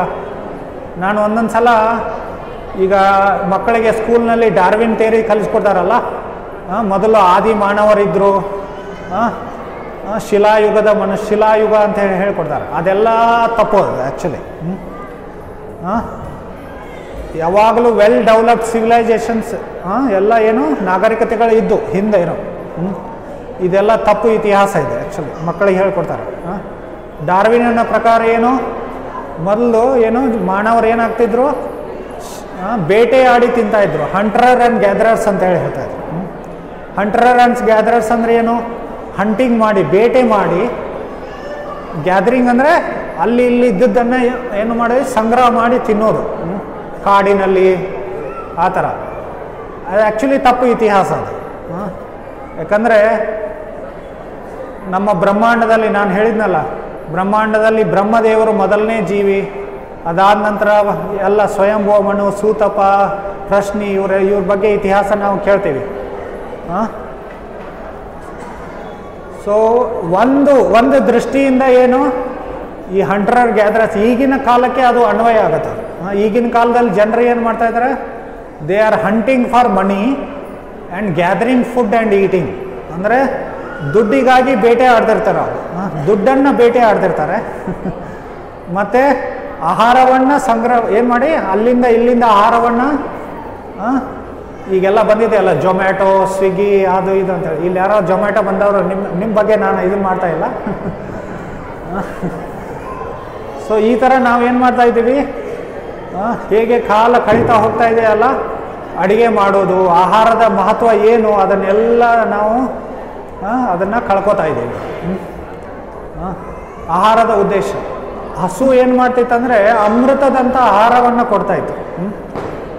ಮತ್ತು ನಮ್ಮ ಎಲ್ಲ ಧಾರ್ಮಿಕ ಕಾರ್ಯಗಳಿಗೆ ಆಹಾರ, ಹಾಲು, ತುಪ್ಪ, ಮತ್ತು ಸೆಗಣೆ, ಗೆಂಜಲ ಇವೆಲ್ಲ ನಮ್ಮ ವೈದಿಕ ಕರ್ಮ ಕ್ರಿಯೆಗಳಿಗೆ ತುಂಬ ಮಹತ್ವಪೂರ್ಣವಾದದ್ದು. ಮತ್ತು ವೈದಿಕ ಪದ್ಧತಿ ಯಾಕೆ? ಆ ಧರ್ಮದ ಉದ್ದೇಶ ಕೊನೆಗೆ ಈ ಭವಬಂಧನದಿಂದ ಮೋಕ್ಷವನ್ನು ಪಡೆಯೋದಿತ್ತು. ಹರೇ ಕೃಷ್ಣ. ಸ್ವಲ್ಪ ಶಾಂತ ಕೂತ್ಕೊಳ್ಳಿ, ಮಾತಾಡಬೇಡಿ. ಹರೇ ಕೃಷ್ಣ. ಆ್ಯಕ್ಚುಲಿ ನನಗೆ ಹೇಳೋದಕ್ಕೆ ತುಂಬ ತೊಂದರೆ ಆಗ್ತದೆ, ತುಂಬ ಶಬ್ದ ಆಗೋದಕ್ಕೋಸ್ಕರ. ಸ್ವಲ್ಪ ಶಾಂತ ಕೂತ್ಕೊಳ್ಳಿ. ಇಲ್ಲಿ ಬಂದದ್ದ ಉದ್ದೇಶ ಏನು? ನೀವು ಸ್ವಲ್ಪ ಒಳ್ಳೆಯ ಭಗವಂತನ ಬಗ್ಗೆ ಕೇಳೋದಕ್ಕೆ, ಹೌದಲ್ಲ? ಸೊ ಹೀಗೆ ಭೂದೇವಿ ಏನು ಮಾಡಿದ್ಲು? ಒಂದು ಹಸುವಿನ ರೂಪವನ್ನು ತಾಳಿ ಆ ಬ್ರಹ್ಮದೇವರ ಕಡೆ ಹೋಗ್ತಾಳೆ ಅವಳು. ಆ ಬ್ರಹ್ಮದೇವರ ಕಡೆ ಹೋಗಿ ಅವಳು ತನ್ನ ಪರಿಸ್ಥಿತಿಯನ್ನು ವ್ಯಕ್ತಪಡಿಸ್ಕೊಳ್ತಾಳೆ. ಇಲ್ಲಿ ಎಲ್ಲ ದುಷ್ಟ ಪಾಪಿ ರಾಕ್ಷಸಿ ರಾಜರು ಏನಾಗಿದ್ದಾರೆ? ಆಳಿಕೆ ಮಾಡ್ತಾ ಇದ್ದಾರೆ. ಅವರಿಂದ ಎಲ್ಲ ಸಮಾಜದಲ್ಲಿ ಎಲ್ಲ ಜನರು ಏನಾಗಿದ್ದಾರೆ? ಪಾಪಿಗಳಾಗಿದ್ದಾರೆ. ಅದರಿಂದ ನನಗೆ ಇವರೆಲ್ಲರನ್ನ ತಡೆಯುವಷ್ಟು ನನ್ನಲ್ಲಿ ಶಕ್ತಿ ಇಲ್ಲ ಅಂಥೇಳಿ ಅವಳು ಪ್ರಾರ್ಥನೆ ಮಾಡ್ತಾಳೆ. ಆವಾಗ ಬ್ರಹ್ಮದೇವರು ಏನು ಮಾಡ್ತಾರೆ? ಎಲ್ಲ ಇನ್ನುಳಿದ ದೇವತೆಗಳನ್ನು, ಶಿವ, ಪಾರ್ವತಿ, ದುರ್ಗಾದೇವಿ, ಇಂದ್ರ, ಚಂದ್ರ, ವರುಣ ಎಲ್ಲರನ್ನ ಕರೆದುಕೊಂಡು ಎಲ್ಲಿ ಹೋಗ್ತಾಳೆ ಅವರು ಕ್ಷೀರಸಾಗರಕ್ಕೆ ಹೋಗಿ ಭಗವಂತ ವಿಷ್ಣುವಿಗೆ ಪ್ರಾರ್ಥನೆ ಮಾಡ್ತಾರೆ. ಆವಾಗ ಭಗವಂತ ವಿಷ್ಣು ಬ್ರಹ್ಮದೇವರಿಗೆ ಹೃದಯದಲ್ಲಿ ಸಂದೇಶವನ್ನು ಹೇಳ್ತಾರೆ. ವಿಷ್ಣು ಏನು ಹೇಳ್ತಾನೆ? ನಾನು ಶೀಘ್ರದಲ್ಲಿ ಅವತರಿಸಿ ಬರ್ತಾ ಇದ್ದೀನಿ. ನಾನು ಯದುಕುಲದಲ್ಲಿ, ಯದು ವಂಶದಲ್ಲಿ ಬಂದು ಈ ಎಲ್ಲ ಪಾಪಿ ರಾಜರನ್ನು ಕೊಂದು ಹಾಕಿ ಈ ಭೂಮಿಯ ಭಾರವನ್ನು ಕಡಿಮೆ ಮಾಡ್ತೀನಿ ಅಂಥೇಳಿ ಸಂದೇಶ ಕೊಡ್ತಾನೆ. ಆ ಬ್ರಹ್ಮದೇವರು ಎಲ್ಲ ದೇವತೆಗಳಿಗೆ ಮತ್ತು ಭೂದೇವಿಗೆ ಇದನ್ನು ಹೇಳ್ಕೊಡ್ತಾರೆ. ಹೇಳಿ ಬ್ರಹ್ಮದೇವರು ಏನು ಮಾಡ್ತಾರೆ, ಅವರು ತಮ್ಮ ಬ್ರಹ್ಮಲೋಕಕ್ಕೆ ಮರಳಿ ಹೋಗ್ತಾರೆ. ಸೊ ಆವಾಗ ಎಲ್ಲ ದೇವತೆಗಳು ಇಲ್ಲಿ ಬೇರೆ ಬೇರೆ ವಂಶಗಳಲ್ಲಿ, ಧಾರ್ಮಿಕ ವಂಶಗಳಲ್ಲಿ ಅವರು ಏನು ಮಾಡ್ತಾರೆ, ಭಗವಂತನ ಲೀಲೆಗಳಲ್ಲಿ ಭಾಗವಹಿಸಲು ಮತ್ತು ಭಗವಂತನಿಗೆ ಸಹಾಯ ಮಾಡಲು ಏನು ಮಾಡ್ತಾರೆ, ಅವರು ಜನ್ಮ ಪಡಿತಾರೆ, ಅವರು ಜನ್ಮ ತಾಳ್ತಾರೆ ಅವರು. ಹೀಗೆ ಇದು 5ನೇ ಕಾರಣವನ್ನು ಕುಂತಿದೇವಿ ಏನು ಹೇಳ್ತಾ ಇದ್ದಾಳೆ, ಕೃಷ್ಣನಿಗೆ ಹೇಳ್ತಾ ಇದ್ದಾಳೆ, ನೀನು ಏನು ಮಾಡಿದ್ದೀಯಾ, ಭೂಮಿಯ ಭಾರವನ್ನು ಕಡಿಮೆ ಮಾಡಲಿಕ್ಕೆ ಇಲ್ಲಿ ಅವತರಿಸಿದ್ದೀಯಾ ಅಂಥೇಳಿ ಹೇಳ್ತಾಳೆ. ಕೊನೆಗೆ 6ನೇ ಕಾರಣವನ್ನು ಏನು ಹೇಳ್ತಾ ಇದ್ದಾಳೆ ಅವಳು, ಭವೇಸ್ಮಿನ್ ಕ್ಲಿಶ್ಯಮಾನಾನಾಂ ಅವಿದ್ಯಾ ಕಾಮ ಕರ್ಮಭಿಹಿ ಶ್ರವಣ ಸ್ಮರಣಹಾರಾಣಿ ಕರಿಷ್ಯನ್ ಇತಿ ಕೇಚನ ಅಂತೇಳಿ. ಆ್ಯಕ್ಚುಲಿ ಕುಂತಿದೇವಿ ಬೇರೆಯವರ ಮಾತುಗಳನ್ನು ಇಲ್ಲಿ ಹೇಳ್ತಾ ಇದ್ದಾಳೆ. ಇತಿ ಕೇಚನ, ಇನ್ನೂ ಕೆಲವರು ಏನು ಹೇಳ್ತಾ ಇದ್ದಾರೆ, ಏನು ಹೇಳ್ತಾ ಇದ್ದಾರೆ ಅಂದರೆ, ಭವೇಸ್ಮಿನ್ ಕ್ಲಿಶ್ಯಮಾನಾನಾಂ ಅವಿದ್ಯ ಕಾಮ ಕರ್ಮಭಿ, ಅವಿದ್ಯೆಯಿಂದ ಈ ಭೌತಿಕ ಜಗತ್ತಿನಲ್ಲಿ ಬಳಲುತ್ತಿರುವ ಎಲ್ಲ ಜೀವಿಗಳನ್ನು ಉದ್ಧರಿಸಲು ಏನು ಮಾಡ್ತಾ ಇದ್ದೀಯಾ ನೀನು, ಭಕ್ತಿ ಯೋಗವನ್ನು ಇಲ್ಲಿ ಸ್ಥಾಪನೆ ಮಾಡಲಿಕ್ಕೆ. ಭಕ್ತಿ ಯೋಗ ಅಂದ್ರೇನು, ಇಲ್ಲಿ ಅವಿದ್ಯಾ ಕಾಮಕ ಭವೇಸ್ಮಿನ್ ಕ್ಲಿಶ್ಯಮಾನಾನಾಂ ಅವಿದ್ಯಾ ಕಾಮ ಕರ್ಮಭಿಹಿ ಅಂತೇಳಿ, ಅವಿದ್ಯೆಯಿಂದ ನಾವು ಈ ಭೌತಿಕ ಜಗತ್ತಿನಲ್ಲಿ ಬರ್ತೀವಿ. ಭೌತಿಕ ಜಗತ್ತಿನಲ್ಲಿ ಬಂದು ಎಷ್ಟೆಲ್ಲ ಕಷ್ಟಗಳನ್ನು ನಾವು ಅನುಭವಿಸ್ತೀವಿ. ನಾವು ಅವಿದ್ಯೆ ಅಂದರೆ ಏನು, ಮೂಲ ಅವಿದ್ಯೆ ಅಂದರೆ ಇಗ್ನೋರೆನ್ಸ್. ಅವಿದ್ಯೆ ಅಥವಾ ಅಜ್ಞಾನ ಏನಿದೆ ಬೇರೆ ಬೇರೆ ಹಂತಗಳು ಇರುತ್ತೆ. ಆದರೆ ಮೂಲ ಅಜ್ಞಾನ ಅಂದ್ರೇನು, ಭಗವಂತನ ಜೊತೆ ನಮ್ಮ ಸಂಬಂಧವನ್ನು ಮರೆತು ಬಿಡೋದು ಅಥವಾ ಕೃಷ್ಣನನ್ನು ಮರೆಯುವುದೇನು ಮೂಲ ಅಜ್ಞಾನ. ಸೊ ಆ ಅವಿದ್ಯೆಗೋಸ್ಕರ, ಅವಿದ್ಯೆಯಿಂದ ನಾವು ಈ ಭೌತಿಕ ಜಗತ್ತಿನಲ್ಲಿ ಎಲ್ಲ ಕಷ್ಟವನ್ನು ಪಡಿತೀವಿ. ನಾನು ಹೇಳಿದ್ನಲ್ಲ ಆರಂಭದಲ್ಲಿ, ಅಜ್ಞಾನದಿಂದ ಕಷ್ಟ ಮತ್ತು ಬಂಧನವಾಗುತ್ತೆ, ಮತ್ತು ಜ್ಞಾನದಿಂದ ಏನಾಗುತ್ತೆ, ನಮಗೆ ಸುಖ ಮತ್ತು ಮುಕ್ತಿ ಆಗುತ್ತೆ ಅಂತ ಹೇಳಿದೆ. ಅದಕ್ಕೋಸ್ಕರ ಇಲ್ಲಿ ಕೃಷ್ಣ ಏನು ಮಾಡ್ತಾ ಇದ್ದಾನೆ, ಈ ಭೌತಿಕ ಜಗತ್ತಿಗೆ ಬಂದು ಅಜ್ಞಾನದಲ್ಲಿ ಬಳಲುತ್ತಿರುವ ಎಲ್ಲ ಜೀವಿಗಳಿಗೆ ಭಕ್ತಿ ಯೋಗವನ್ನು ಸ್ಥಾಪನೆ ಮಾಡ್ತಾ ಇದ್ದಾನೆ. ಶ್ರವಣ ಸ್ಮರಣಾರಾಣಿ ಭಕ್ತಿ ಯೋಗ. ಯಾಕೆ, ಎಲ್ಲ ಯೋಗ ಪದ್ಧತಿಗಳಲ್ಲಿ ಸರ್ವೋನ್ನತವಾದ ಯೋಗ ಪದ್ಧತಿ ಯಾವುದು, ಭಕ್ತಿ ಯೋಗ. ಅದನ್ನು ಭಗವದ್ಗೀತೆಯಲ್ಲಿ ಕೃಷ್ಣ ಹೇಳ್ತಾ ಇದ್ದಾನೆ. ಎಲ್ಲ ಯೋಗಗಳಿಂದ ನಾವು ಕೊನೆಗೆ ಎಲ್ಲಿಗೆ ಬರಬೇಕು, ಭಕ್ತಿ ಯೋಗಕ್ಕೆ ಬರಬೇಕು. ಯಾಕಂದರೆ ನಮ್ಮ ಭಗವಂತನ ಜೊತೆ ನಮ್ಮ ಸಂಬಂಧ ಯಾವುದು, ಭಕ್ತಿಯುತವಾದ ಸೇವೆಯ ಸಂಬಂಧ ಇರುತ್ತೆ. ಎಲ್ಲ ಜೀವಿಗಳು, ಕೃಷ್ಣ ಹೇಳ್ತಾ ಇದ್ದಾನೆ, ಮಮೈವಾಂಶೋ ಜೀವಲೋಕೆ ಜೀವಭೂತ ಸನಾತನ, ಎಲ್ಲ ಜೀವಿಗಳು ನನ್ನ ಅಂಶರು ಅಂತ ಹೇಳಿ. ಅಂಶದ ಕಾರ್ಯ ಏನು, ಪೂರ್ಣನನ್ನು ಸೇವೆ ಮಾಡೋದು. ಹೀಗೆ ಭಕ್ತಿಯುತವಾದ ಸೇವೆಯ ಸಂಬಂಧವಿರುತ್ತೆ ಭಗವಂತನ ಜೊತೆ ನಮಗೆ. ಆ ಭಕ್ತಿಯುತ ಸೇವೆಯಾದ ಸಂಬಂಧವನ್ನು ಈ ಭಕ್ತಿ ಯೋಗದ ಮೂಲಕ ನಾವು ಏನು ಮಾಡ್ತೀವಿ, ಕೃಷ್ಣನಿಗೆ ಸೇವೆ ಸಲ್ಲಿಸ್ತೀವಿ. ಸೊ ಅದಕ್ಕೋಸ್ಕರ ಈ ಭಕ್ತಿ ಯೋಗ ಏನಿದೋ ಸರ್ವೋನ್ನತವಾದ ಯೋಗ ಪದ್ಧತಿ. ವಾಸ್ತವವಾಗಿ ಯೋಗ ಅಂದರೆ ಭಕ್ತಿ ಯೋಗ. ಈ ಕರ್ಮಯೋಗ ಏನಂದರೆ ಅದು ಕರ್ಮ ಮಿಶ್ರ ಭಕ್ತಿ ಯೋಗ ಅಂತೀವಿ. ಮತ್ತು ಜ್ಞಾನ ಯೋಗ ಅಂದರೆ ಏನು, ಜ್ಞಾನ ಮಿಶ್ರ ಭಕ್ತಿ ಅಂತ ಹೇಳ್ತೀವಿ. ಮತ್ತು ಅಷ್ಟಾಂಗ ಯೋಗ ಅಥವಾ ಧ್ಯಾನ ಯೋಗ ಅಂದರೆ ಏನು, ಯೋಗ ಮಿಶ್ರ ಭಕ್ತಿ ಅಂತ ಹೇಳ್ತೀವಿ. ಅದೆಲ್ಲ ಭಕ್ತಿನೇ ಅದು. ಯೋಗ ಅಂದರೆ ಏನು, ಭಗವಂತನ ಜೊತೆ ಜೋಡಿಸೋದು. ಯೋಗ ಶಬ್ದ ಆ ಶಬ್ದದ ಧಾತು, ಮೂಲ ಧಾತು ಯಾವುದು, ಯುಜ್ ಅಂತೇಳಿ. ಯುಜ್ ಅಂದರೆ to link or to connect, ಜೋಡಿಸುವುದಕ್ಕೆ ಯುಜ್ ಅಂತ ಹೇಳ್ತೀವಿ ನಾವು. ಸೊ ಯುಜ್ ಧಾತು ಶಬ್ದದ ಅರ್ಥ ಏನು, ಜೋಡಿಸುವುದು. ಭಗವಂತನ ಜೊತೆ ನಮ್ಮ ಸಂಬಂಧವನ್ನು ಜೋಡಿಸುವುದು. ಸೊ ಆ ಸಂಬಂಧ ಭಕ್ತಿ ಮತ್ತು ಸೇವೆಯ ಸಂಬಂಧವಾಗಿರುತ್ತೆ. ಅದಕ್ಕೋಸ್ಕರ ಭಕ್ತಿ ಯೋಗ ಏನು, ಕೊನೆಗೆ ಅದು ಸರ್ವೋನ್ನತವಾದ ಎಲ್ಲ ಯೋಗದಿಂದ ಆ ಭಕ್ತಿ ಯೋಗದ ಸ್ತರಕ್ಕೆ ಬರ್ತೀವಿ ನಾವು. ಮತ್ತು ಭಕ್ತಿ ಯೋಗದಲ್ಲಿ ಏನಿರುತ್ತೆ, ನವವಿಧ ಭಕ್ತಿಯನ್ನು ಪ್ರಹ್ಲಾದ ಹಿರಣ್ಯಕಶಿಪು ಹೇಳ್ತಾನೆ. ಇದು ಭಾಗವತದ 7ನೇ ಸ್ಕಂದದಲ್ಲಿ ಬರುತ್ತೆ.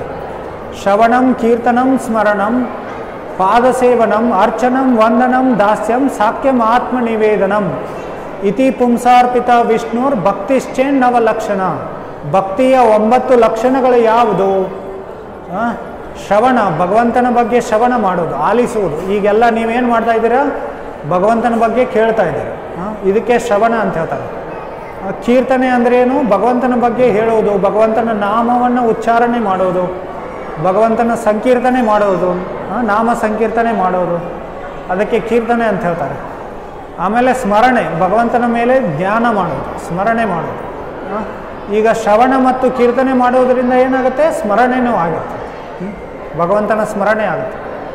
ಆಮೇಲೆ ಪಾದಸೇವನ. ಪಾದಸೇವನ ಅಂದರೆ ಭಗವಂತನ ಲಕ್ಷ್ಮೀದೇವಿ ಹೇಗೆ ಪಾದ ಸೇವನೆ ಮಾಡ್ತಾಳಲ್ಲ, ಅದಕ್ಕೆ ಪಾದಸೇವನೆ ಅಂತ. ಮತ್ತು ಇನ್ನೊಂದು ಪಾದಸೇವನೆ ಇನ್ನೊಂದು ಅರ್ಥ ಏನು? ನಮ್ಮ ಕಾಲುಗಳನ್ನು ಭಗವಂತನ ಸೇವೆಯಲ್ಲಿ ತೊಡಗಿಸುವುದು. ನಮ್ಮ ಕಾಲುಗಳನ್ನು ಭಗವಂತನ ಸೇವೆಯಲ್ಲಿ ಹೇಗೆ ತೊಡಗಿಸ್ತೀವಿ ನಾವು? ಭಗವಂತನ ದೇವಸ್ಥಾನಕ್ಕೆ ಹೋಗುವುದಕ್ಕೆ. ಈಗ ಭಗವಂತನ ಬಗ್ಗೆ, ಈ ಕೃಷ್ಣನ ಜನ್ಮಾಷ್ಟಮಿ ಬಗ್ಗೆ ಇಲ್ಲಿ ಏನೋ ಕಾರ್ಯಕ್ರಮ ನಡೀತಾ ಇದೆ. ನೀವೆಲ್ಲ ನಿಮ್ಮ ಪಾದಗಳನ್ನು ಏನು ಉಪಯೋಗ ಮಾಡಿ ಇಲ್ಲಿ ತನಕ ಬಂದ್ರಲ್ಲ, ಇಲ್ಲೇನಾಯಿತು? ನಿಮ್ಮದು ಪಾದ ಸೇವನೆ ಆಯಿತು. ಮತ್ತು ಆಮೇಲೆ ವಂದನ. ವಂದನ ಅಂದರೆ ಭಗವಂತನಿಗೆ ನಮಸ್ಕಾರ ಮಾಡೋದು ಅಥವಾ ಪ್ರಾರ್ಥನೆಗಳನ್ನು ಸಲ್ಲಿಸುವುದು. ಹೀಗೆ ಇಲ್ಲಿ ಕುಂತಿದೇವಿ ಪ್ರಾರ್ಥನೆ ಮಾಡ್ತಾ ಇದ್ದಾಳೆ, ಅದು ವಂದನ ಅಂತ ಹೇಳ್ತಾರೆ. ಆಮೇಲೆ ಅರ್ಚನೆ, ಭಗವಂತನಿಗೆ ಪೂಜೆ ಮಾಡೋದು. ದಾಸ್ಯಂ, ದಾಸ ಭಾವನೆಯನ್ನು ಬೆಳೆಸ್ಕೊಳ್ಳೋದು. ದಾಸ್ಯಂ, ಹೇಗೆ ಭಗವಂತ ಆಂಜನೇಯ ಸ್ವಾಮಿನ ರಾಮನ ದಾಸ ಅಂಥೇಳಿ ಸೇವೆ ಮಾಡಿದ ಹಾಗೆ. ಸಾಕ್ಯ ಅಂದ್ರೇನು? ಭಗವಂತನ ವೆಲ್ ವಿಷರ್ ಆಗೋದು, ಭಗವಂತನ ಬಗ್ಗೆ ಪ್ರಚಾರ ಮಾಡೋದು. ಈ ನಾಸ್ತಿಕರನ್ನು ಖಂಡನೆ ಮಾಡಿ, ನಾಸ್ತಿಕ ವಿಚಾರಗಳನ್ನು ಖಂಡನೆ ಮಾಡಿ ಭಗವದ್ ಭಾವನೆಯನ್ನು ಸ್ಥಾಪನೆ ಮಾಡೋದು, ಅದಕ್ಕೆ ಸಾಕ್ಯ ಭಾವ ಅಂತ ಹೇಳ್ತಾರೆ. ಮತ್ತು ಭಗವಂತನಲ್ಲಿ ದೃಢ ವಿಶ್ವಾಸ ಹೊಂದಿರುವುದು.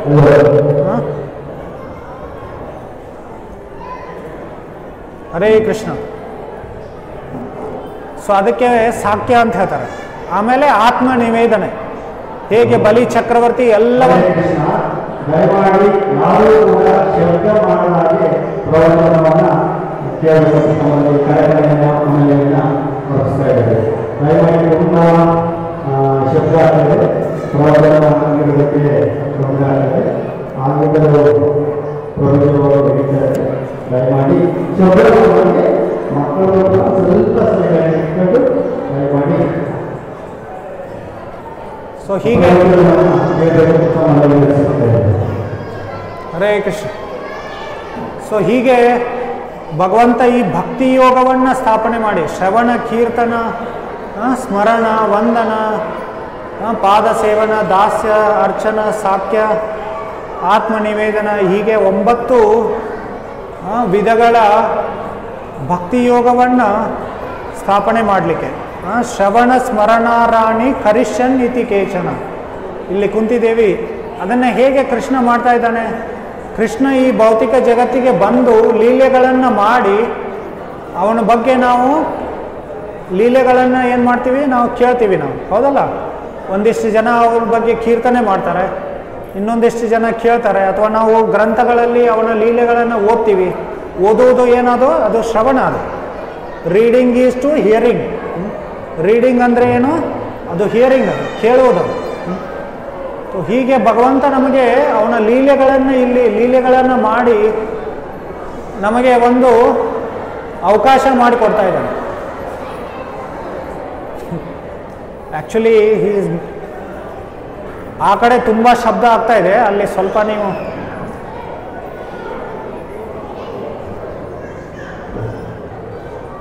these people are hearing and they are making sound.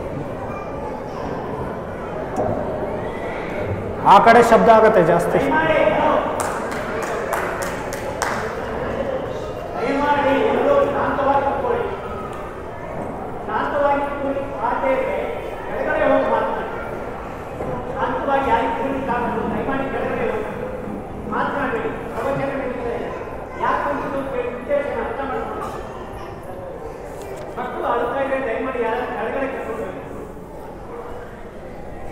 ಶಾಂತ ರೀತಿಯಲ್ಲಿ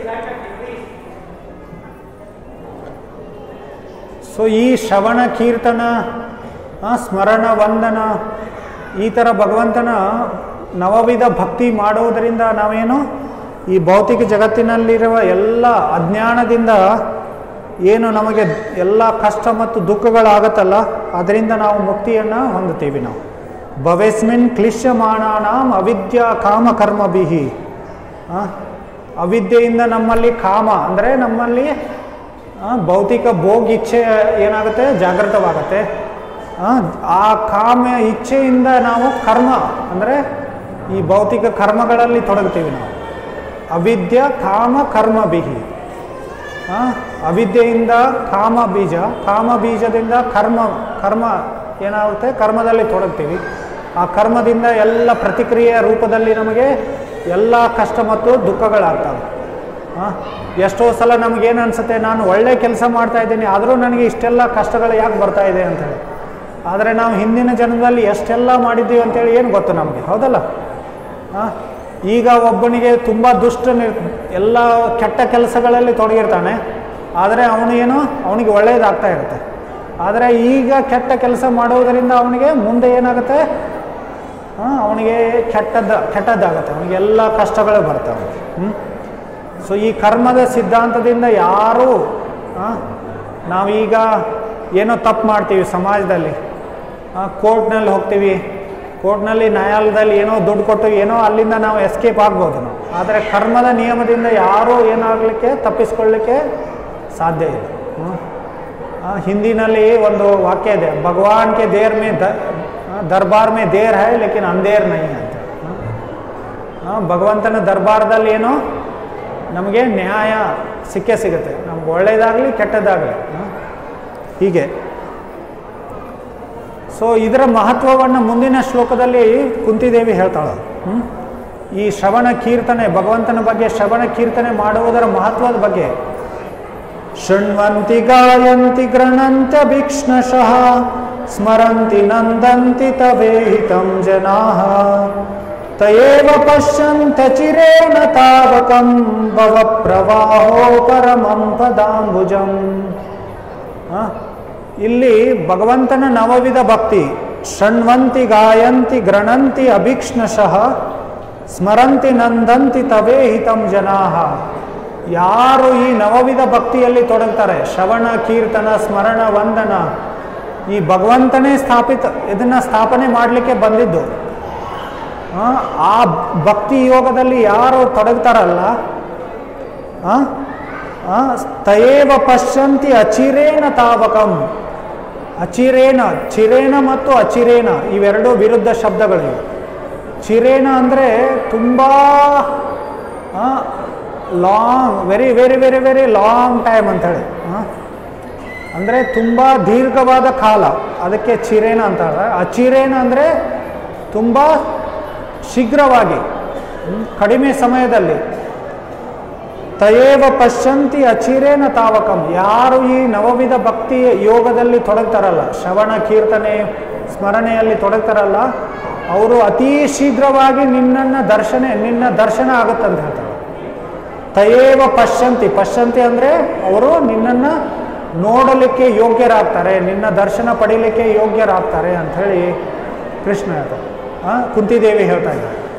ಕೃಷ್ಣನನ್ನ ದರ್ಶನ ಪಡೆಯುವುದರ ಮಹತ್ವ ಏನು ಲಾಭ? ಮುಂದಿನ ವಾಕ್ಯದಲ್ಲಿ ಅವಳು ಹೇಳ್ತಾಳೆ, ಭವ ಪ್ರವಾಹೋ ಪರಮಂ ಪದಾಂಬುಜಂ. ಸ್ವಲ್ಪ ಹೊತ್ತು ಶಾಂತ ಆಗ್ತಾರೆ ಅವರು, ಮತ್ತೆ ಶುರು. ಕೃಷ್ಣನ ದರ್ಶನ ಪಡೆಯುವ ಲಾಭ ಏನು? ಕೃಷ್ಣನ ದರ್ಶನ ಪಡೆಯುವ ಲಾಭ ಏನು? ನಾವು ಶ್ರವಣ ಕೀರ್ತನ ಸ್ಮರಣೆ ಈ ನವವಿಧ ಭಕ್ತಿಯಲ್ಲಿ ತೊಡಗಿದಾಗ ಅತಿ ಶೀಘ್ರವಾಗಿ ಕೃಷ್ಣನ ದರ್ಶನ ಆಗುತ್ತಂತೆ. ಅತಿ ಶೀಘ್ರವಾಗಿ ದರ್ಶನ ಆದಾಗ ನಮಗೇನಾಗುತ್ತೆ? ಭವ ಪ್ರವಾಹೋ ಪರಮಂ ಪದಾಂಬುಜಂ. ನಿನ್ನ ಚರಣಗಳ ಆಶ್ರಯದಿಂದ ಏನಾಗತ್ತಂದ್ರೆ ಈ ಭವ ಪ್ರವಾಹ, ಈ ಭೌತಿಕ ಸಂಸಾರದಲ್ಲಿ ಮತ್ತೆ ನಮಗೆ ಜನ್ಮ ಪಡೆಯುವ ಅವಶ್ಯಕತೆ ಇಲ್ಲ. ಈ ಭವ ಪ್ರವಾಹದಿಂದ ನಾವು ಮುಕ್ತಿಯನ್ನು ಹೊಂದುತ್ತೀವಿ ಅಂತ ಹೇಳಿ. ಭವ ಪ್ರವಾಹ ಅಂದ್ರೆ ಏನು? ಪ್ರವಾಹ ಅಂದ್ರೆ ಗೊತ್ತಲ್ಲ, ನೀರು ಬರುತ್ತಲ್ಲ, ನೀರು ಬಂದು ನಮ್ಮನ್ನು ಏನು ಮಾಡಿಬಿಡುತ್ತೆ? ಕೊಚ್ಕೊಂಡು ಹೋಗಿಬಿಡುತ್ತೆ. ಅದೇ ಥರ ನಾವು ಯಾವಾಗಲೂ ಪ್ರವಾಹದಲ್ಲಿದ್ದೀವಿ. ಇಲ್ಲಿ ಭೌತಿಕ ಜಗತ್ತಿನಲ್ಲಿ ಏನು ಯಾವಾಗಲೂ ಪ್ರವಾಹದಲ್ಲಿದ್ದೀವಿ. ಯಾವ ಪ್ರವಾಹ ಅದು? ಜನ್ಮ ಮೃತ್ಯು ಜರಾ ವ್ಯಾಧಿ ಅನ್ನುವ ಪ್ರವಾಹದಲ್ಲಿ ನಮಗೆಲ್ಲರಿಗೂ ಏನಾಗುತ್ತೆ, ನಾವು ಜನ್ಮ ಪಡಿತೀವಿ,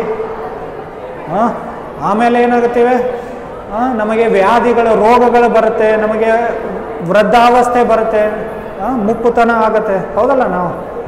ನಾವು ಮುದುಕರಾಗ್ತೀವಿ. ಅದಾದ ನಂತರ ನಮಗೆ ಮೃತ್ಯು ಆಗುತ್ತೆ. ಮೃತ್ಯು ಆದ ನಂತರ ಏನು, ಮತ್ತೆ ನಾವು ಜನ್ಮ ಪಡಿತೀವಿ.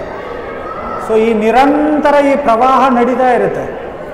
ಸೊ ಭಗವಂತನ ದರ್ಶನ ಆದಾಗ ಏನಾಗುತ್ತೆ, ಆ ಪ್ರವಾಹದಿಂದ ನಾವೇನೋ ಮುಕ್ತಿ ಹೊಂದುತ್ತೀವಿ ನಾವು. ಇದನ್ನು ಇಲ್ಲಿ ಕುಂತಿದೇವಿ ಹೇಳ್ತಾ ಇದ್ದಾಳೆ. ಹೀಗೆ ಅವಳು 6 ಭಗವಂತನ ಅವತಾರದ ಉದ್ದೇಶಗಳನ್ನು ಕೊಟ್ಟು ಈ ಭಕ್ತಿ ಯೋಗವನ್ನು ಅವಳು ಏನು ಮಾಡ್ತಾ ಇದ್ದಾಳೆ, ಇಲ್ಲಿ ಹೊಗಳ್ತಾ ಇದ್ದಾಳೆ. ಇದಾದ ನಂತರ ಇನ್ನೂ ಅವಳು ಪ್ರಾರ್ಥನೆಗಳನ್ನು ಅರ್ಪಣೆ ಮಾಡಿ ಕೊನೆಗೆ ಏನು ಹೇಳ್ತಾ ಇದ್ದಾಳೆ ಅವಳು? ಶ್ರೀಕೃಷ್ಣ ಕೃಷ್ಣ ಸಖ ವೃಷ್ಣಿ ವೃಷಭಾವಣಿ ದುಗ್ ರಾಜನ್ಯ ವಂಶ ದಹನ ಪವರ್ಗ ವೀರ್ಯ ಗೋವಿಂದ ಗೋದ್ವಿಜ ಸುರಾತಿ ಹರಾವತಾರ ಯೋಗೇಶ್ವರ ಕಿಲ ಗುರೋ ಭಗವನ್ ನಮಸ್ತೆ. ಇದು ಕೊನೆಯ ಶ್ಲೋಕ. ಇದು ಈ ಶ್ಲೋಕದಲ್ಲಿ ಏನು ಹೇಳ್ತಾ ಇದ್ದಾಳೆ ಅವಳು? ಶ್ರೀಕೃಷ್ಣ ಕೃಷ್ಣ ಸಖ, ಹೇ ಕೃಷ್ಣನೇ, ಹೇ ಶ್ರೀಕೃಷ್ಣನೇ, ನೀನು ಕೃಷ್ಣ ಸಖ. ಕೃಷ್ಣ ಸಖ ಅಂದರೆ ಯಾರು? ಕೃಷ್ಣನ ಮಿತ್ರ. ಕೃಷ್ಣನ ಮಿತ್ರ ಅಂದರೆ ಯಾರು? ಅವನೇ ಕೃಷ್ಣ. ಮತ್ತೆ ಕೃಷ್ಣನ ಮಿತ್ರ ಅಂತ ಹೇಳಿ ಯಾಕೆ ಕರಿತಾ ಇದ್ದಾಳೆ ಅವಳು? ಅರ್ಜುನನ ಇನ್ನೊಂದು ಹೆಸರು ಏನು? ಕೃಷ್ಣ. ಅರ್ಜುನನಿಗೆ ಇನ್ನೊಂದು ಹೆಸರೇನಿತ್ತು? ಕೃಷ್ಣ ಅಂತೇಳಿ. ಅದಕ್ಕೋಸ್ಕರ ಇಲ್ಲಿ ಕುಂತಿದೇವಿ ಶ್ರೀಕೃಷ್ಣನಿಗೆ ಕೃಷ್ಣ ಸಖ ಅಂತ ಹೇಳಿ ಹೇಳ್ತಾ ಇದ್ದಾಳೆ. ಶ್ರೀಕೃಷ್ಣ ಕೃಷ್ಣ ವೃಷ್ಣಿ ವೃಷಭ, ವೃಷ್ಣಿ ವಂಶದಲ್ಲಿ ಶ್ರೇಷ್ಠನಾದವನೇ.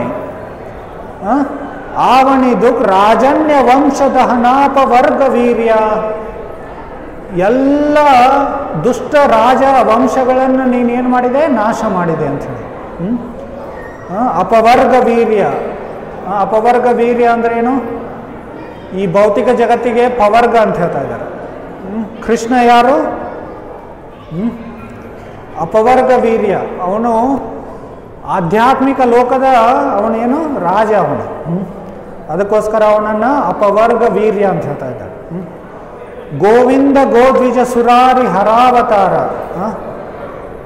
ನೀನು ಗೋವಿಂದ, ನೀನು ಗೋವುಗಳ ರಕ್ಷಣೆ ಮಾಡುವವನು, ಗೋವುಗಳಿಗೆ ಆನಂದ ಕೊಡುವವನು.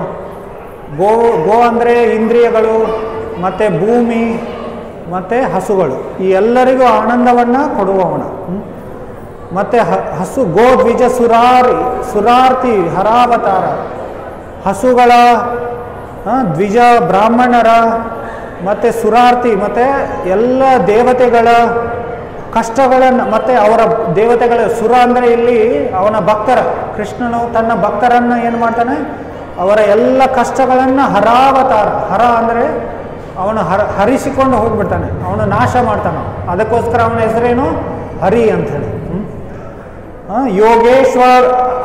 ಯೋಗೇಶ್ವರ ಅಖಿಲ ಗುರು ಭಗವನ್ ನಮಸ್ತೆ. ಹೇ ಯೋಗೇಶ್ವರನೇ, ಎಲ್ಲ ಯೋಗಿಗಳ ಅವನು, ಯೋಗಿಗಳಲ್ಲಿ ಶ್ರೇಷ್ಠನಾದವನು, ಯೋಗಿಗಳಲ್ಲಿ ಈಶ್ವರನು, ಯೋಗ ಸಿದ್ಧಿಗಳ ಅವನು ಈಶ್ವರ ಅವನು. ಯೋಗೇಶ್ವರ ಅಖಿಲ ಗುರು, ಎಲ್ಲರಿಗೂ ಗುರು ಕೃಷ್ಣನು. ಯೋಗೇಶ್ವರ ಅಖಿಲ ಗುರು ಭಗವನ್ ನಮಸ್ತೆ. ನೀನು ಭಗವಂತ, ನಾನು ನಿನಗೆ ನಮಸ್ಕಾರಗಳನ್ನು ಸಲ್ಲಿಸುತ್ತೇನೆ. ಹೀಗೆ ಕುಂತಿದೇವಿ ಏನು ಮಾಡ್ತಾ ಇದ್ದಾಳೆ? ಪ್ರಾರ್ಥನೆ ಮಾಡ್ತಾ ಇದ್ದಾಳೆ. ನಾವು ಇವತ್ತು ಜನ್ಮಾಷ್ಟಮಿಯ ದಿನ ಕೃಷ್ಣನಿಗೆ ಏನು ಮಾಡಬೇಕು? ಪ್ರಾರ್ಥನೆ ಮಾಡಬೇಕು. ಮತ್ತು ವಿಶೇಷವಾಗಿ ನಮ್ಮ ಜೀವನದಲ್ಲಿ ನಾವು ಏನು ಮಾಡಬೇಕು? ಈ ಶ್ರವಣ ಕೀರ್ತನ ಸ್ಮರಣ ವಂದನ ಅನ್ನುವ ನವವಿಧ ಭಕ್ತಿಯಲ್ಲಿ ತೊಡಗಬೇಕು ನಾವು. ಭಗವಂತನ ಬಗ್ಗೆ ಕೇಳಬೇಕು.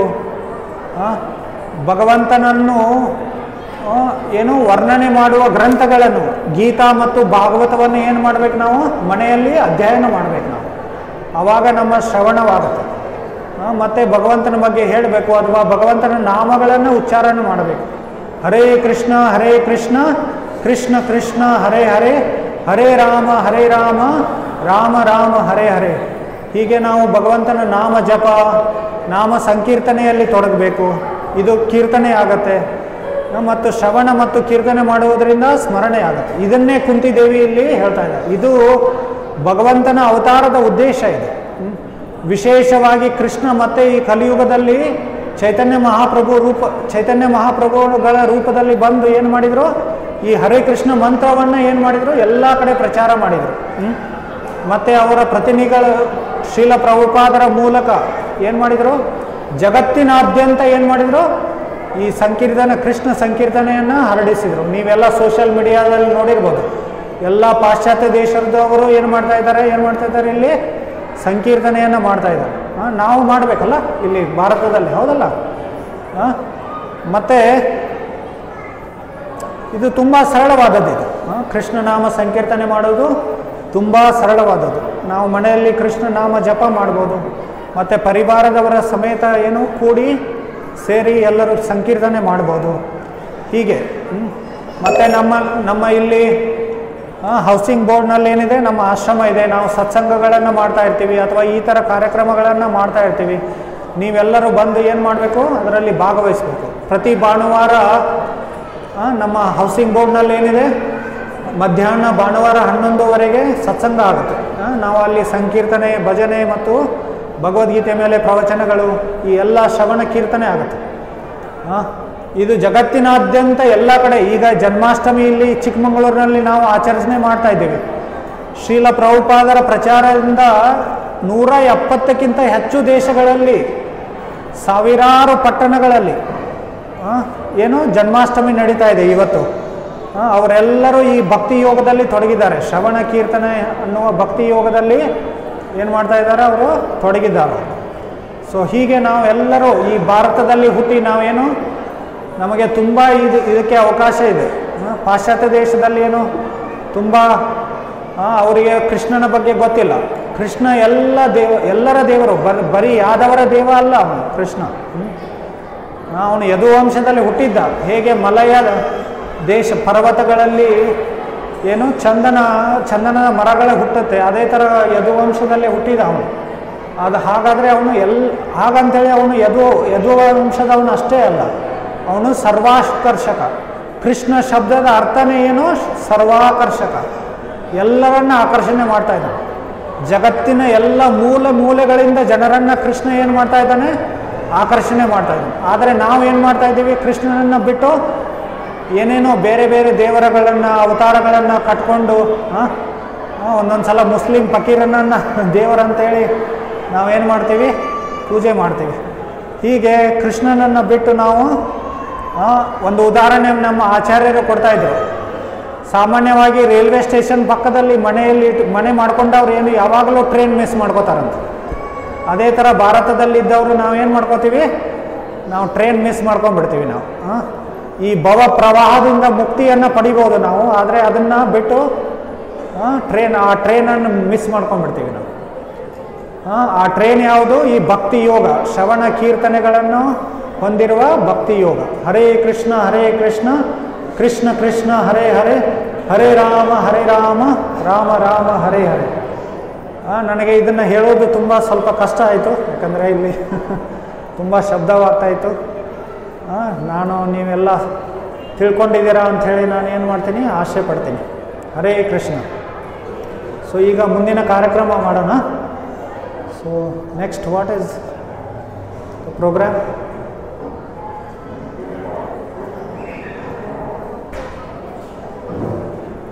ಈಗ ಈ ಕಾರ್ಯಕ್ರಮದ ಬಗ್ಗೆ ನಿಮ್ಮ ಅನಿಸಿಕೆ ಬರಬೇಕೆ? ಕೀರ್ತನ ಆರತಿ ವೇಳೆಗೂ ವಿಫಲ ರಿಪ್ಲೇಷನ್ ಆ್ಯಕ್ಚುಲಿ ಸೆಟ್ಟಿಂಗ್ ನಾವು ಎರಡು ಆರತಿನೂ ಈಗ ಭಗವಂತನ ಆರತಿ ಆಗುತ್ತೆ. ನೀವು ಸ್ವಲ್ಪ ಎದ್ದು ನಿಂತ್ಕೊಳ್ಳಿ. ಸಂಕೀರ್ತನೆಯೂ ಆಗುತ್ತೆ. ನೀವು ಜೋರಾಗಿ ಸಂಕೀರ್ತನೆ ಮಾಡಿ, ಏನೋ ನಾಚಿಕೊಳ್ಳುವ ಏನೋ ಅವಶ್ಯಕತೆ ಇಲ್ಲ. ಎಲ್ಲರೂ ಇಲ್ಲಿ ಕೃಷ್ಣನ ಭಕ್ತರು, ಭಗವದ್ ಭಕ್ತರು.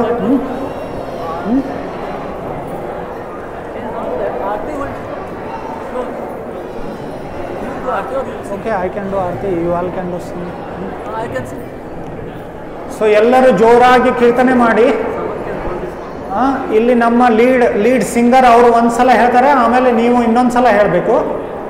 ಈ ಸಂಕೀರ್ತನೆ ಏನಾಗುತ್ತೆ ಅಂದರೆ ರಿಪಿಟೇಟಿವ್ ಇದು. ಇಲ್ಲೊಂದು ಫಾರ್ಮ್ ಕೊಟ್ಟಿದ್ದಾರೆ, ಆಮೇಲೆ ನೀವು ಪ್ರಸಾದ ಆದ ನಂತರ ಅದನ್ನು ತುಂಬಿ ಕೊಟ್ಟು ಹೋಗಿ ನೀವು. ಎಲ್ಲರೂ ಇದನ್ನು ಈ ಫಾರ್ಮ್ ತುಂಬಿ ಕೊಟ್ಟು ಹೋಗಬೇಕು. ಮತ್ತು ಈಗ ಸಂಕೀರ್ತನೆ ಆಗುವಾಗ ಒಂದ್ಸಲ ಇವ್ರು ಹೇಳ್ತಾರೆ, ಆಮೇಲೆ ಇನ್ನೊಂದ್ಸಲ ನೀವು ಹೇಳಬೇಕು, ಹೌದಲ್ಲ? ಇದು ರಿಪಿಟೇಟಿವ್ ಇದು ಸಂಕೀರ್ತನೆ ಅಂದರೆ. ನೀವು ರಿಪೀಟ್ ಮಾಡಬೇಕು. Hare Krishna. You can start.